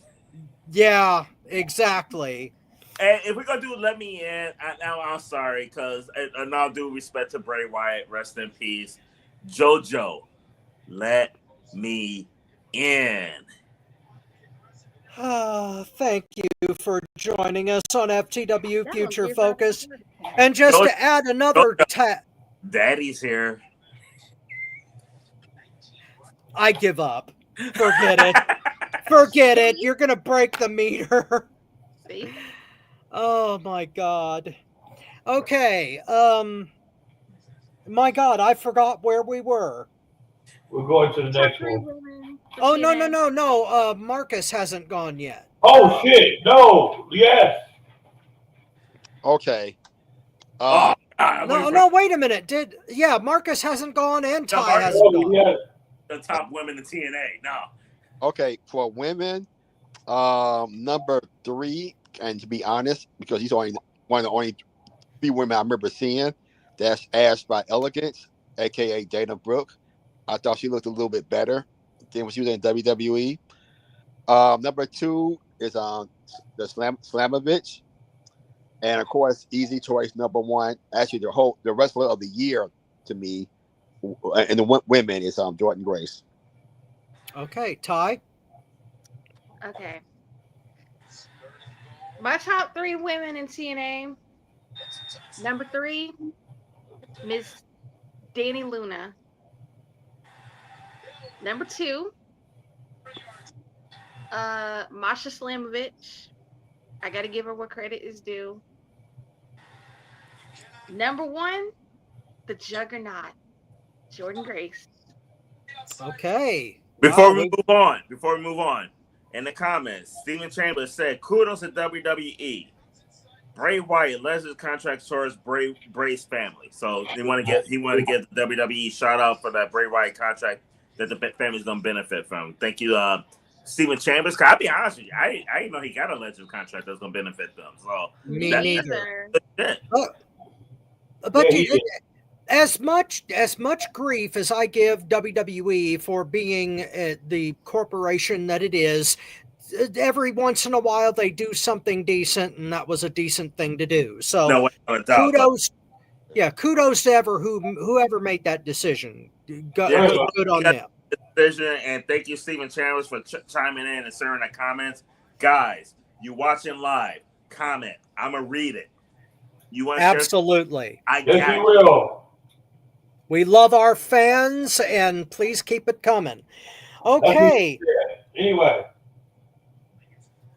Tony, your top 3 ladies for AEW. Oh, okay. All right. Off the top of my head. Oh, I know my top 3. I don't need my computer. Let's fall off. Number 3, Athena. I think she still got work to do. I think she still got room to improve, but she can't deny what she's been doing. I mean, ROH champion for like how long now? 2 years. Something Just days. killing shit and everything though. Looking a lot better than she did in WWE, NXT, whatever the case may be. She's my number 3. Now my number 2 is the current AEW Women's Champion, Mariah May. And Mariah, I will put it on you like dice. Thank you for joining us on FTW. Don't let Mariah May hit you upside the head with that champagne bottle. She ain't hit nobody upside the head with a champagne bottle. If anything, get it ready, Rob. That bitch might get slapped in the face for 9 inches of limp dick. Oh, Lord. Thank you for joining us on FTW Future Focus. Oh my God in heaven. But my number 1, hate me to say it, rest in peace. I'm gonna miss you. The timeless one, Toni Storm. She's my number 1 AEW women wrestler. I'm gonna miss you. I'm so happy that this little bootleg, not old school, where the fuck this bitch want to be, Toni Storm, that we got back is gonna like fulfill half of what you did for me. She still got that ass though. Oh my God, that ass is still there. But timeless Toni Storm, rest in peace. I miss you, boo.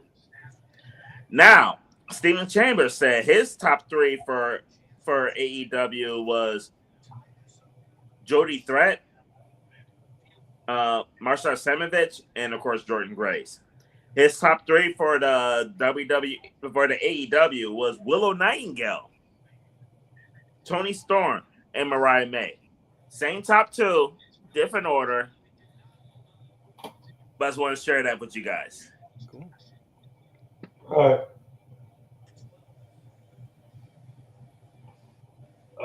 right. Next. Marcus. Mm-hmm. Okay, number 3. I also had not Mariah May. Willow Nightingale. Number 2, Mariah May, and number 1, despite the dumbass gimmick, Toni Storm. Rest in peace, Tony.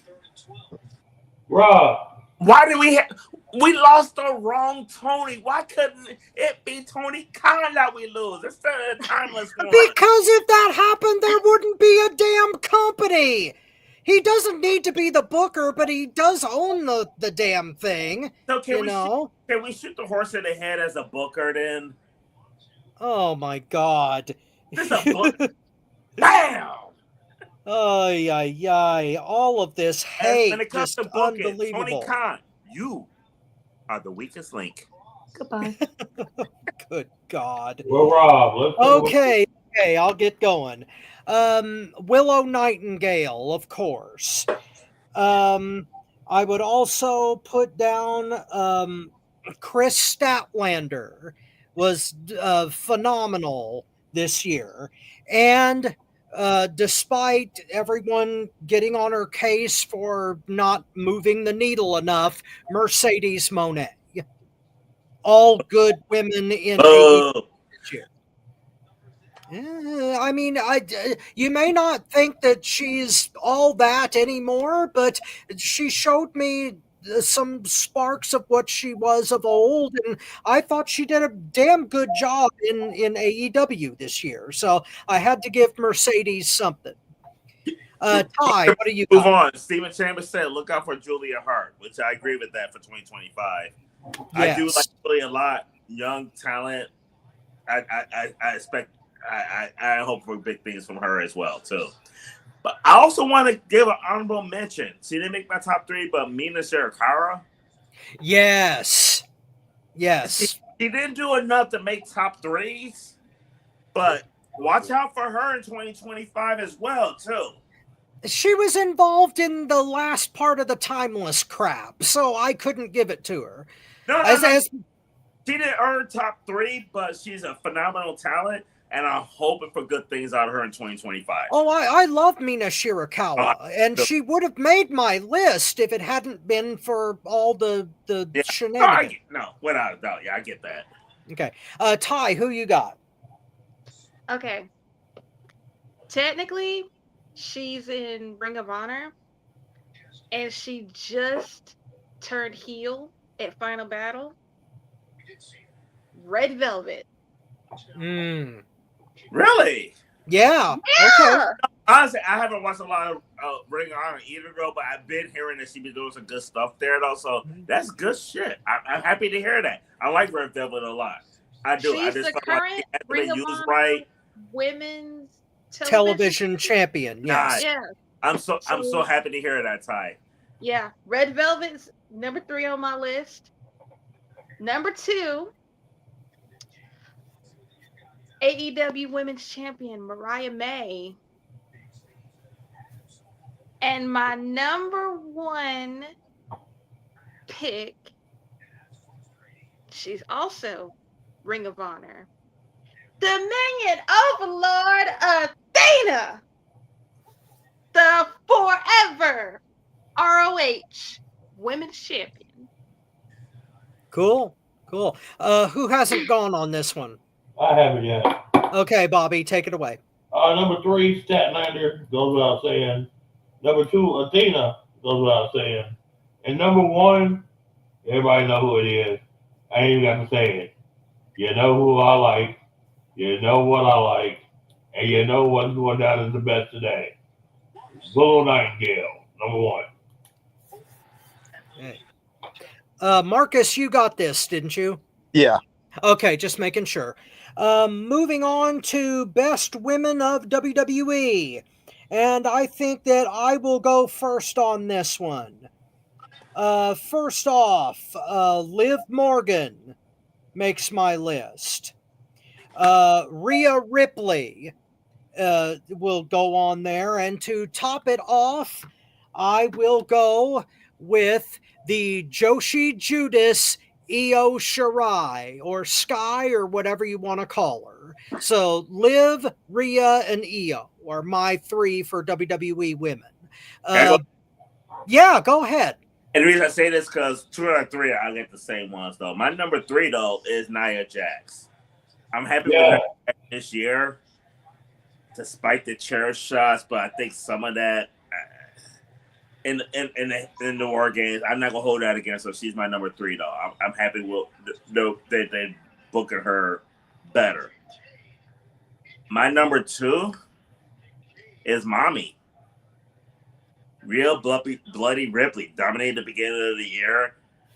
One of the biggest faces in the company right now. One of the most popular ones. Can fucking sell her ass off. There's not a woman in the women's division that sells as good as Mommy. But my number 1 in WWE right now is the current and greatest women's champion, Liv Morgan. Don't sell as good as Mommy, but she's pretty much number 2. Reinvented herself, put herself with Dominic. She's a major factor in everything right now. Like, you can't deny what she's doing in and out the ring. Very smart woman, doing it the right way. Fucking love her. Cool. Ty. Okay. Number 3. She's currently at NXT. Jada Parker. Oh, that slap! Yeah.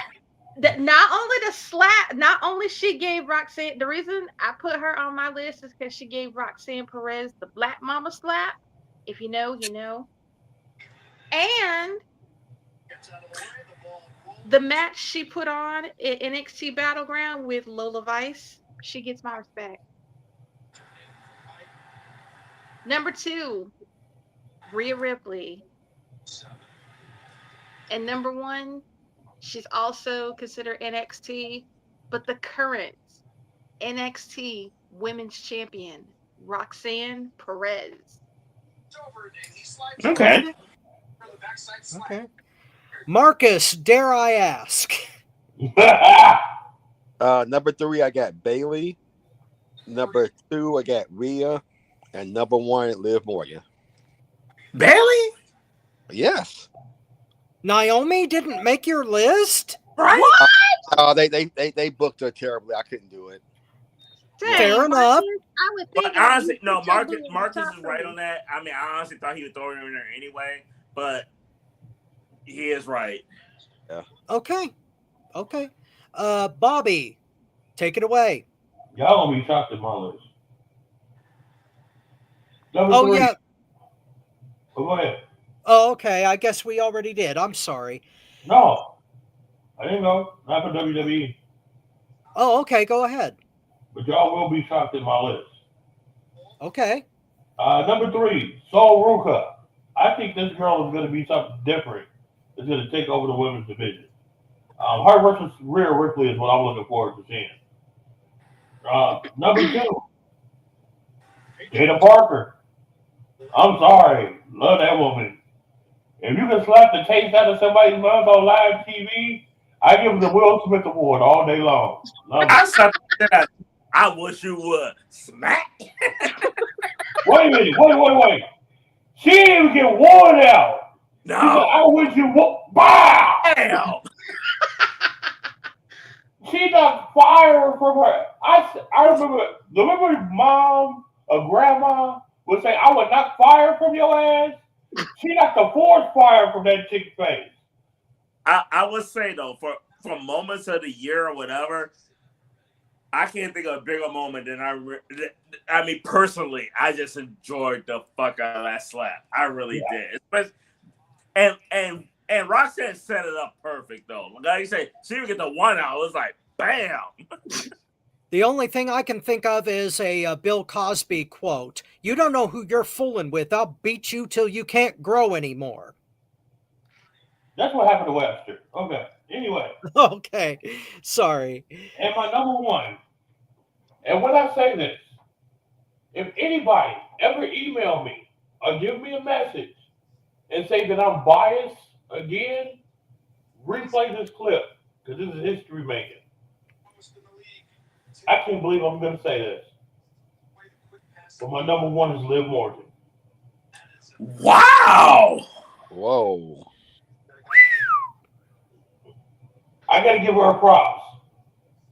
She did a damn thing this year. But if you notice, none of it involves the table. So I'm cool. That bitch had been near a table since me, you, and Chris Benoit went to SmackDown that week. Last year. Yeah, my number one. Don't look at me like that, Rob. He's Chris Benoit now. Thank you for joining us on FTW Future Focus. Oh my God. Yeah, Liv has done a lot. Whenever we start early, it's calm. When we start late, it goes over the edge. Yeah, Liv has done a lot. You got to give her a props for what she's accomplished, and she's gotten better in the ring too. So she has. All right. Speaking of and I'm going to say this again. Wait. Anybody ever say I'm biased again? Replay this fucking tape. Kiss my ass. And I want to Chris Benoit. He's been telling us this for a couple of years. Well, she finally caught up to what he thought she was 2 years ago. All right, let's hit the men of the year for TNA. Let's start with Ty. All right. So my top 3 men of the year for TNA is Steve Macklin, Deonna Purrazzo's real life husband. Number 2, Moose. And my number 1 top male for TNA, Josh Alexander. Excellent choices. Excellent choices. Marcus. For me, number 3, be Bailey. Number 2, Nick Mammoth. And number 1, Moose. Cool. Motown? I haven't watched enough of TNA, but in all honesty, my top 2 would be Nick Nemeth and Moose. Okay. For me, Nick Nemeth, Moose, and Joe Hendry. Hendry made a huge impact, so to speak, on TNA that he gets honorable mention in any list. The guy's damn good. You got to admit that. Bobby. I don't understand that shit. I don't get that shit. Every time that fucking goofy music comes on, I want to kick a cat or something. I don't know what the fuck's going on with that fucking. He did say he's a kid. I don't know what that fucking. That's Candyman shit. I'm not judging him on his music. That's fucking Candyman shit. Say his name and he appears. We're supposed to be happy about that shit. You say that shit, the Project Chicago motherfuckers is running. Well, I'm not doing no. C. Henry, whoever the fuck C. Henry is. But thank you for watching. Thank you for chiming in. Say Joe Henry. If it wasn't for Henry, would anybody have watched TNA? Yeah, because I was watching for Jordan Grace. So. Well, you and a lot of other people, Bobby. But that's what I'm saying. Fuck Henry. I mean, that's some scary shit. I'm sorry. Joe Henry reminded me of Candyman. He reminded me of a white guy Candyman that would come through the projects in Chicago and fuck everybody up. Sorry. Scared the shit out of me. He scared the shit out of me. I'm not the way you're describing him, it makes me want to tune in, to be honest with you. Think about it. A white Candyman and Cabrini Green? Sign me up. I thought the white Candyman was Gene Wilder. No. That's Joe Henry. Because only think about it. Say his name. What happens with Candyman? You say his name 3 times and he appears, right? 5. Okay, 5. I don't know the fucking number. I'm not even trying to say it. Well, the only thing that happens when you say... I never reached... I'll be honest with you, Bob. I never reached 5. I never reached 2. More time. I never reached 2. Well, to be fair, the only thing that happens when you say Gene Wilder's name twice is a Young Frankenstein's joke. Roll, roll in the hay. Never mind. So I'm sorry. Yeah, that struck me out. But the 3 TNA main wrestlers to get back on there. My number 3 is Nick Nemeth. He just got to go there. My number 2 is Moose. And my number 1 is somebody that I think is just underrated as hell. I think he's one of the best wrestlers in his class. I put him up there with Daniel Bryan, and he should be respected that way because he has a technical ability and should be respected that way. Is Jonathan Gresham. They need to stop fucking around with that dude. I'm getting pissed at everybody because they fucking around with that dude. And they need to let that man flow and be champion and be what he is. The man's a quality talent. Fuck everybody for fucking him around. Now, I want to ask you a question, Bobby. What? And I know how you feel about him, so I'm not sure how this question is going to go. Uh-oh. Jonathan Gresham has been shitted on by multiple companies. And I know you love him. So as I ask you a question, I know you love him. But do any part of you think that some of it is him? Like, is it something? Yeah. Okay. I do. But this is the thing, though. Most of the thing that comes out from these companies is he's too short. If he was an asshole, and people would say, well, Jonathan Gresham's an asshole. Okay, I can dig it. But everybody keeps saying he's too short to be champion. So his biggest issue is his height. Yes. But his technical ability is out of this fucking world. They don't call him the octopus for no reason. Wait, but does he have an attitude problem? Because I'm throwing this out there as we're talking about it because C. Henry just said, agree with you on the height. C. Henry says his height and attitude. He has an attitude because people keep talking about his height, though. Well, it's certainly not his skill. It ain't his skill. No way. Jonathan Gresham is a beast in the damned ring. Yeah. I agree with Bobby on that. Honestly, what C. Henry said is basically the only negatives I ever heard about him is his height and his attitude. Which I get Bobby's point, though, because if you constantly get shit with your height, you're going to have attitude. But it seems like his attitude is his biggest problem, though. He didn't start off that way. He did not start off that way. I believe it. That dude was the coolest motherfucker on earth. But then when everybody can talk about, well, why am I going under against this dude instead of getting a championship? Oh, well, your look is too short, so we got to have somebody. What the fuck you mean? Yeah. And real quick before we move on, though, Hassan Terrell said, hey there, guys. Happy holidays. What's up? Thank you. Beautiful. We did chime in too. The original RH pushed him to the moon.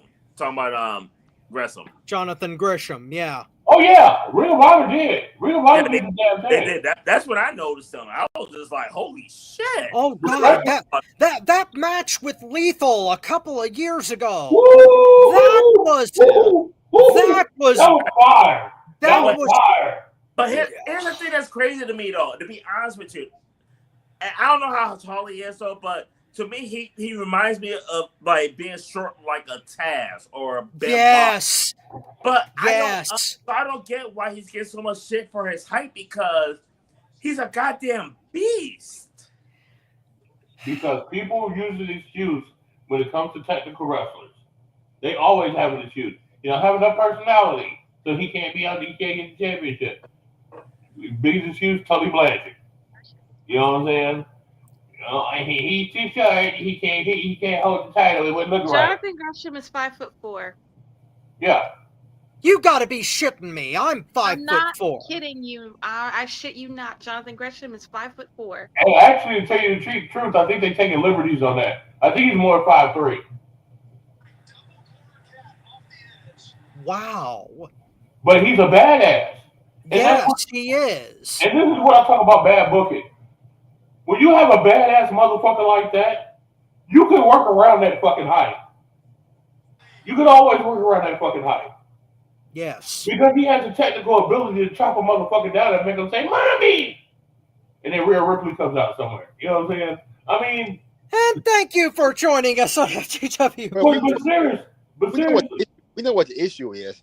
You can't have an attitude and be a black man. Come on now, we know. Wait. Why does he have that fucking attitude? I'm Because just he fucked around so much. No, but Marcus, it don't matter why. Yeah, But yeah. It could be one. Don't matter reason. It don't matter. That's true. Yeah, that's true. It's fucked up, but it's true. Yeah. Yeah. Unfortunately, it can be. Jonathan, Okay. let me just say this real quick. I'm gonna say this right off top. Jonathan Gresham is one of my top 5 wrestlers of all time of current times right now. I can't argue with that. Can't argue with that at all. Okay, top. Wait. Before we move on. Mm-hmm. See, Henry said, "Hell, Taz was just as short in the original ECW," which I was pointing out because how short he was, though. And he said same style. Hassan Terrell said, "You guys have fun on Raw. You guys have fun on Raw on Netflix kickoff on next year's because I never seen Raw on USA Network on next week's on Raw again." I don't know what he's saying there. What? Well, we'll get there. What? Okay, top 3. Maybe that's how I read it. It just threw me off. I'm I just don't gonna say know. what? I don't know. What? Okay. What? Top 3 guys for AEW, and I will go first because I love AEW. What?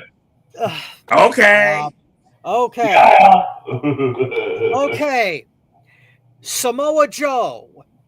He at the first part of the year, yes. At the very least, he was the most valuable player in the whole damn promotion, and he put over. He didn't make my top 3, but damn, I struggle because of what you're saying right now. Yeah, Samoa Joe is a class act, classic guy, and if anybody, he should be booking AEW. Yes. Number 2, Swerve Strickland. MVP of the whole damn year for AEW, and I think that he's just going to impact 2025 like a mofo. Yeah. And third, the American Dragon Bryan Danielson. Just an absolutely, just every best of match in AEW this year had either something to do with Bryan Danielson or something adjacent to him. So his in-ring career is over, but God bless him. He had a fantastic career, and I hope that he gets to go at least one more time in his lifetime. God bless Bryan Danielson, number 1 guy, AEW 2024. Marcus. Okay, number 3 is Swerve, and the next 2 guys, I gave it to them because they, again, for me, they had the best matches of the year as far as I'm concerned. Number 2 was Danielson, and number 1 was Ospreay. Cool. Before we move on, see Henry, he posted his top 3. Number 3, he had Joe. Number 2, he had Mox. Number 1, he had Swerve. Cool. Ty.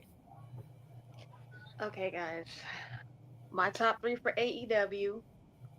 Number 3, whose house? Swerve. Wow. Number 2, Jon Moxley. What?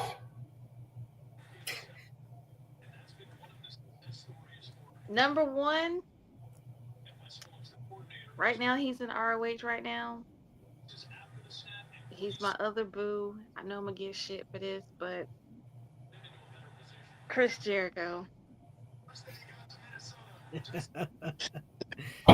Sweet. Sweet. Okay, Motown. I'm gonna do an honorable mention for Joe because Joe did have a really good year. I wish I could have got in my top 3. I just could not squeeze him in on this because, in all honesty, it would have came down. And here's why I said struggle.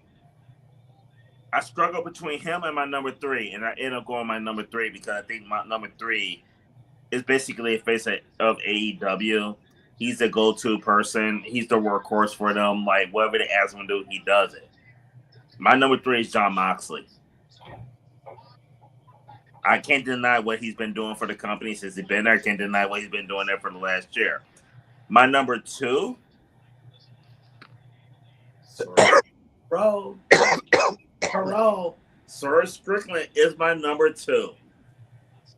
Could have easily been number 1 if it wasn't for bad booking, because I don't understand why you're going to have him drop the title to fucking Bryan Danielson just for Bryan Danielson to fucking leave and retire later. Could have made him a goddamn mega star right there. Drop the fucking ball, Tony Khan. And, oh, fuck.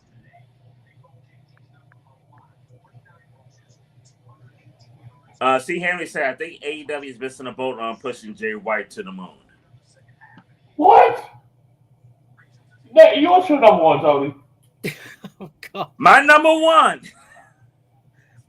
I share all comments, whether I agree with it or not. I understand, but that's the one we got to skip. What's your number 1, Tony? No. My number 1 is the person that had put on the best matches that I've seen in AEW in 2024, no matter who we face.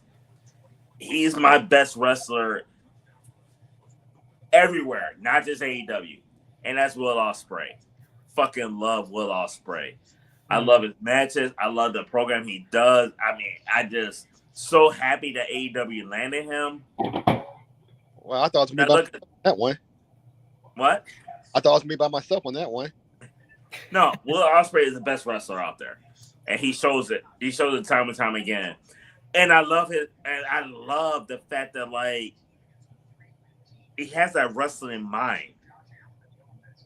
Like everybody thought that Will Ospreay was gonna beat Swerve Strickland, and he's like, "No, this is the world champion. I'm gonna put him over."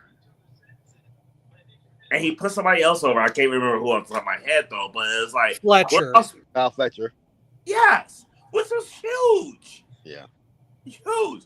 It was a phenomenal match, and it was a shocking ending with him putting the Kyle Fletcher over. Will Ospreay to me reminds me. I'm not saying he's like Ric Flair, but he has that mindset of Ric Flair, where like he does, because he tries to make stars. Like he's gonna do whatever it takes to elevate the others because he knows best for business. And his business mindset when it comes to this business, he's my number 1 in AEW. He's actually my number 1 everywhere. But since we're just breaking it down my category, AEW is my number 1. Okay, Bobby. Speaking of Ospreay, since we're on number 3, that's where I got him. He's the third best in my lineup. Dude is off the charts, just like the things Tony just talked about. That's why he made number 3. Number 2, Bryan Danielson. No need to say more than that. We know why. If you don't know, get the hell out your route. But number 1 is Swerve Strickland. I had to put him as the top one there because he's done so much. He lifted himself from where he was. I got to give him his props there. So Swerve Strickland is my number 1 wrestler for AEW. Because guess what? They ain't got nobody else. You know what else? Swerve's on the run. Yeah, baby. Yeah. Yeah. Yeah, Swerve with a drive, baby. Swerve with a drive. Swerve with a drive. That's right. And if anybody ever put Jon Moxley on a list with these motherfuckers, we need to go ahead, have you go to the nearest hospital, take a blood test, and a breathalyzer. Oh, now Ty put Mox on her list. Let's be fair now. I got him on the list. I got him on the list. See, Henry put him on the list. I love Ty. Because I love Ty. Because you can't deny what he's been doing, though. I don't give a fuck about what he's been doing. Fuck him. Fuck Moxley and his furniture. I don't give a fuck. I'm sorry. Moxley cannot compare to Danielson, Ospreay, Strickland, my next door neighbor's daughter, my cousin, who got one leg. But no, I'm just playing. But at At least Ospreay, Strickland, and Danielson. I'm sorry. I can't even see how you put them in the same category. I don't. He got that workhorse. That's what the company asked for, and like he's been a face of the company. I'm sorry. That's something about the company. And to be honest with you, Bryan Danielson is on your top 3. He retired him, which gave him more credibility for me because Jon Moxley retiring Bryan Danielson. You're gonna like this, Ty. It's like Chris Jericho beating The Rock and Stone Cold on the same night. That's okay, hold on. Wait. No, this. Wait. There's a history. This shit. There's a history. And there's a history. Danielson put there's him a history. There's a history to why I knew that anytime Danielson would go, Moxley would be the time to retire him. And that goes all the way back to the independents. The one thing I can say, here at IPW, it was here in Indianapolis, Indiana. It was at the Shelby Street Salvation Army Gym. We'll never forget this show. Okay? These two, Daniel Bryan, or Bryan Danielson, or whatever the fuck you want to say his name, and Jon Moxley. Jon Moxley was the Insanity Pro Wrestling Champion. Danielson came in there and they rocked the fucking house.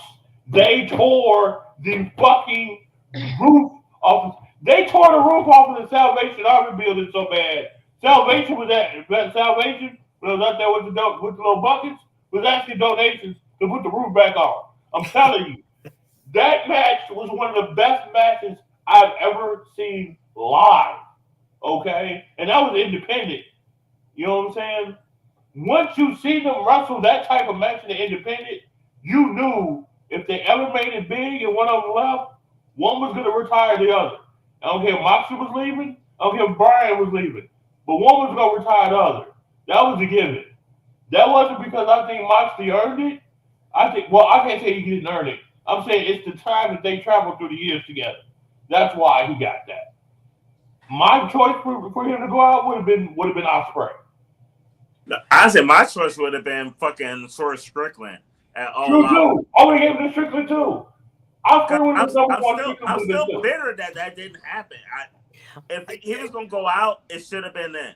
Gentlemen, I realize that you would have preferred somebody else put Danielson out, but I think that Bobby's got a point in that Mox started out with him, and I guess that they wanted to owe it to each other in order if they were going to end it. But I keep telling you guys that Strickland is still a huge star in spite of him not being the one to do that.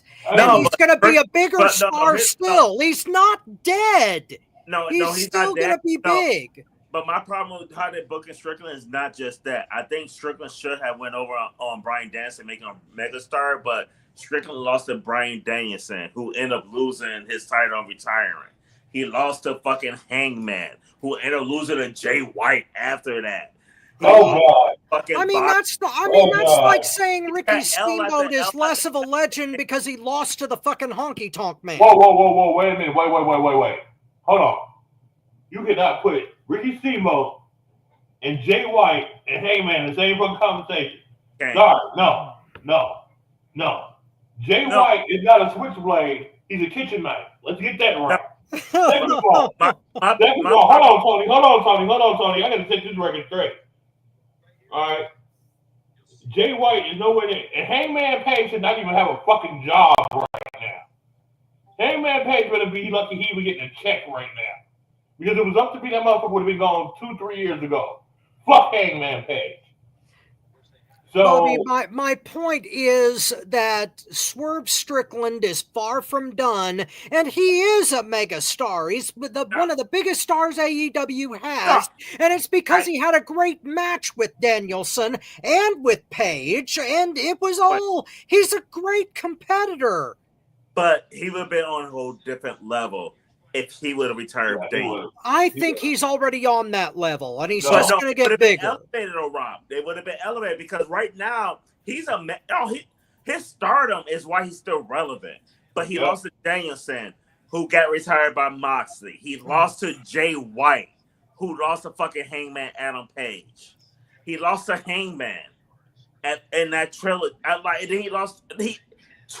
He's taken too many fucking L's. But look at the match quality. My God, they were fantastic, and that's why he's as big as he is now. Rob, quality don't count as problem win. with that though. The only person that put it's only a small minority of people that put match quality over wins in those moments, and that's you. Nah, there's other people out there that's a whole other debate, though. We got to finish this. But you need them big wins, though. Brock beating Undertaker would suck the fucking high hell. But hold on. Tony, you're missing one point, though. Not only is them getting the win, it's the timing, too. Yes. Okay, and that timing was where Swerve should have went over. You know what I'm saying? Okay. Because you guys Swerve went over against Danielson and dropped the title later and haven't taken time off. You could have done that. Well, guys, before we move on, we got some comments in here. Yeah. C. Henry said Mox has gotten in a phenomenal shape as of late.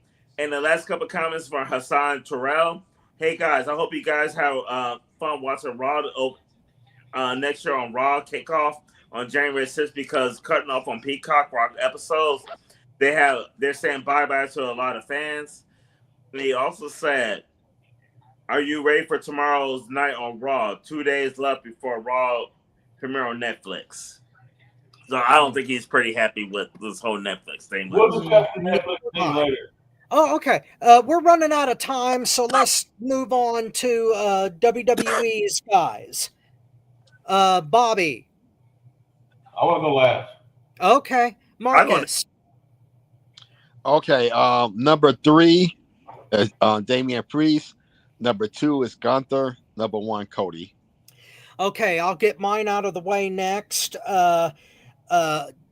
Kevin Owens, Cody Rhodes, and Walter / Gunther. Motown. My top 3. L.A. Knight. Yeah. Number 2. Number 2, KO. Number 1, Gunther. Okay. Ty. Damian Priest. Walter. And I know he's on NXT, but Trick Williams. Nice. Bobby, close us out. Well, my number 3 is Trick Williams. My number 2 is Roman Reigns. And my number 1, Gunther. All right.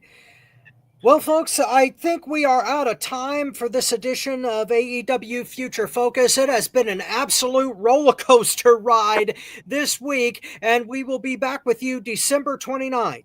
Yes, Bobby. I'm going to say something here. All right. All you guys, thank you for being a part of this. Ty, Marcus, Rob, Tony, I appreciate everything you do. I'm letting you know in front of the fans. I appreciate everything you guys do. I can't wait for 2025 to where we expand and get bigger and better. We've done a phenomenal job. I think 2024 is something we should be proud of. And I can't wait to more future heights. To all you fans that's been tuning in, thank you again. Not only am I going to be doing the wrestling thing, I'm going to be doing the gaming thing as well. As you see behind me, Call of Duty Black Ops 6. It's something that's really going to be hitting up on. We got Smoke and Fire from my 2 colleagues right up here up top. Killing it on what we're seeing. I'll be guest starring there. Marcus is gonna do his new one. Said, "I hate women's wrestling." Well, you know what? I wrote this down earlier. I can't remember who said it, but no, it was you, Bobby. Love, hearts, and suplexes. I think that should be Marcus's show. That should be Marcus's show. Love, hearts, and suplexes. But Rob, I was just thinking, are we the Jeffersons to like the FTW podcast, All in the Family? No, we're the based on this configuration here, we're the Brady Bunch of the internet. Here's the story of a man named Rob Black who was sitting on it. Never mind. But check this out. Join the Motown Wrestling group on Facebook. Join the Motown Wrestling group on Facebook. Look out for something that's going to be coming up pretty soon. For all of us to join in, all of us to have fun with, participate, and like and subscribe on the FTW Network on YouTube. Guys, take it away. Real quick before we go off the air, St. Henry had another comment. I want to throw this out there. It's going to be the last one that we share. What does he think? Truth be told, it doesn't matter what he thinks. No, just go ahead. Truth be told, I always said Trick Williams be a bigger star than Melo on the main roster. I don't agree with that, but I want to share his comment because Melo is money. Well, on that note of money, on behalf of the mastermind Bobby Rogers, Tony Motown Allen, Marvelous Marcus Buckley, the Tigress Ty Nickerson, I am your not-so-humble correspondent, Robert Black. We will see you in the future. Happy holidays and all of that wonderful jazz. Happy New Year. Hit that James Brown, baby! Hit it. Oh, how you feel, brother? Feeling good. You feel good? Feeling good. It's grooving. Play so much bone, brother. How you feel, man? I feel all right. I'll call your name. I don't want no people to know you're in here. How you feel, brother?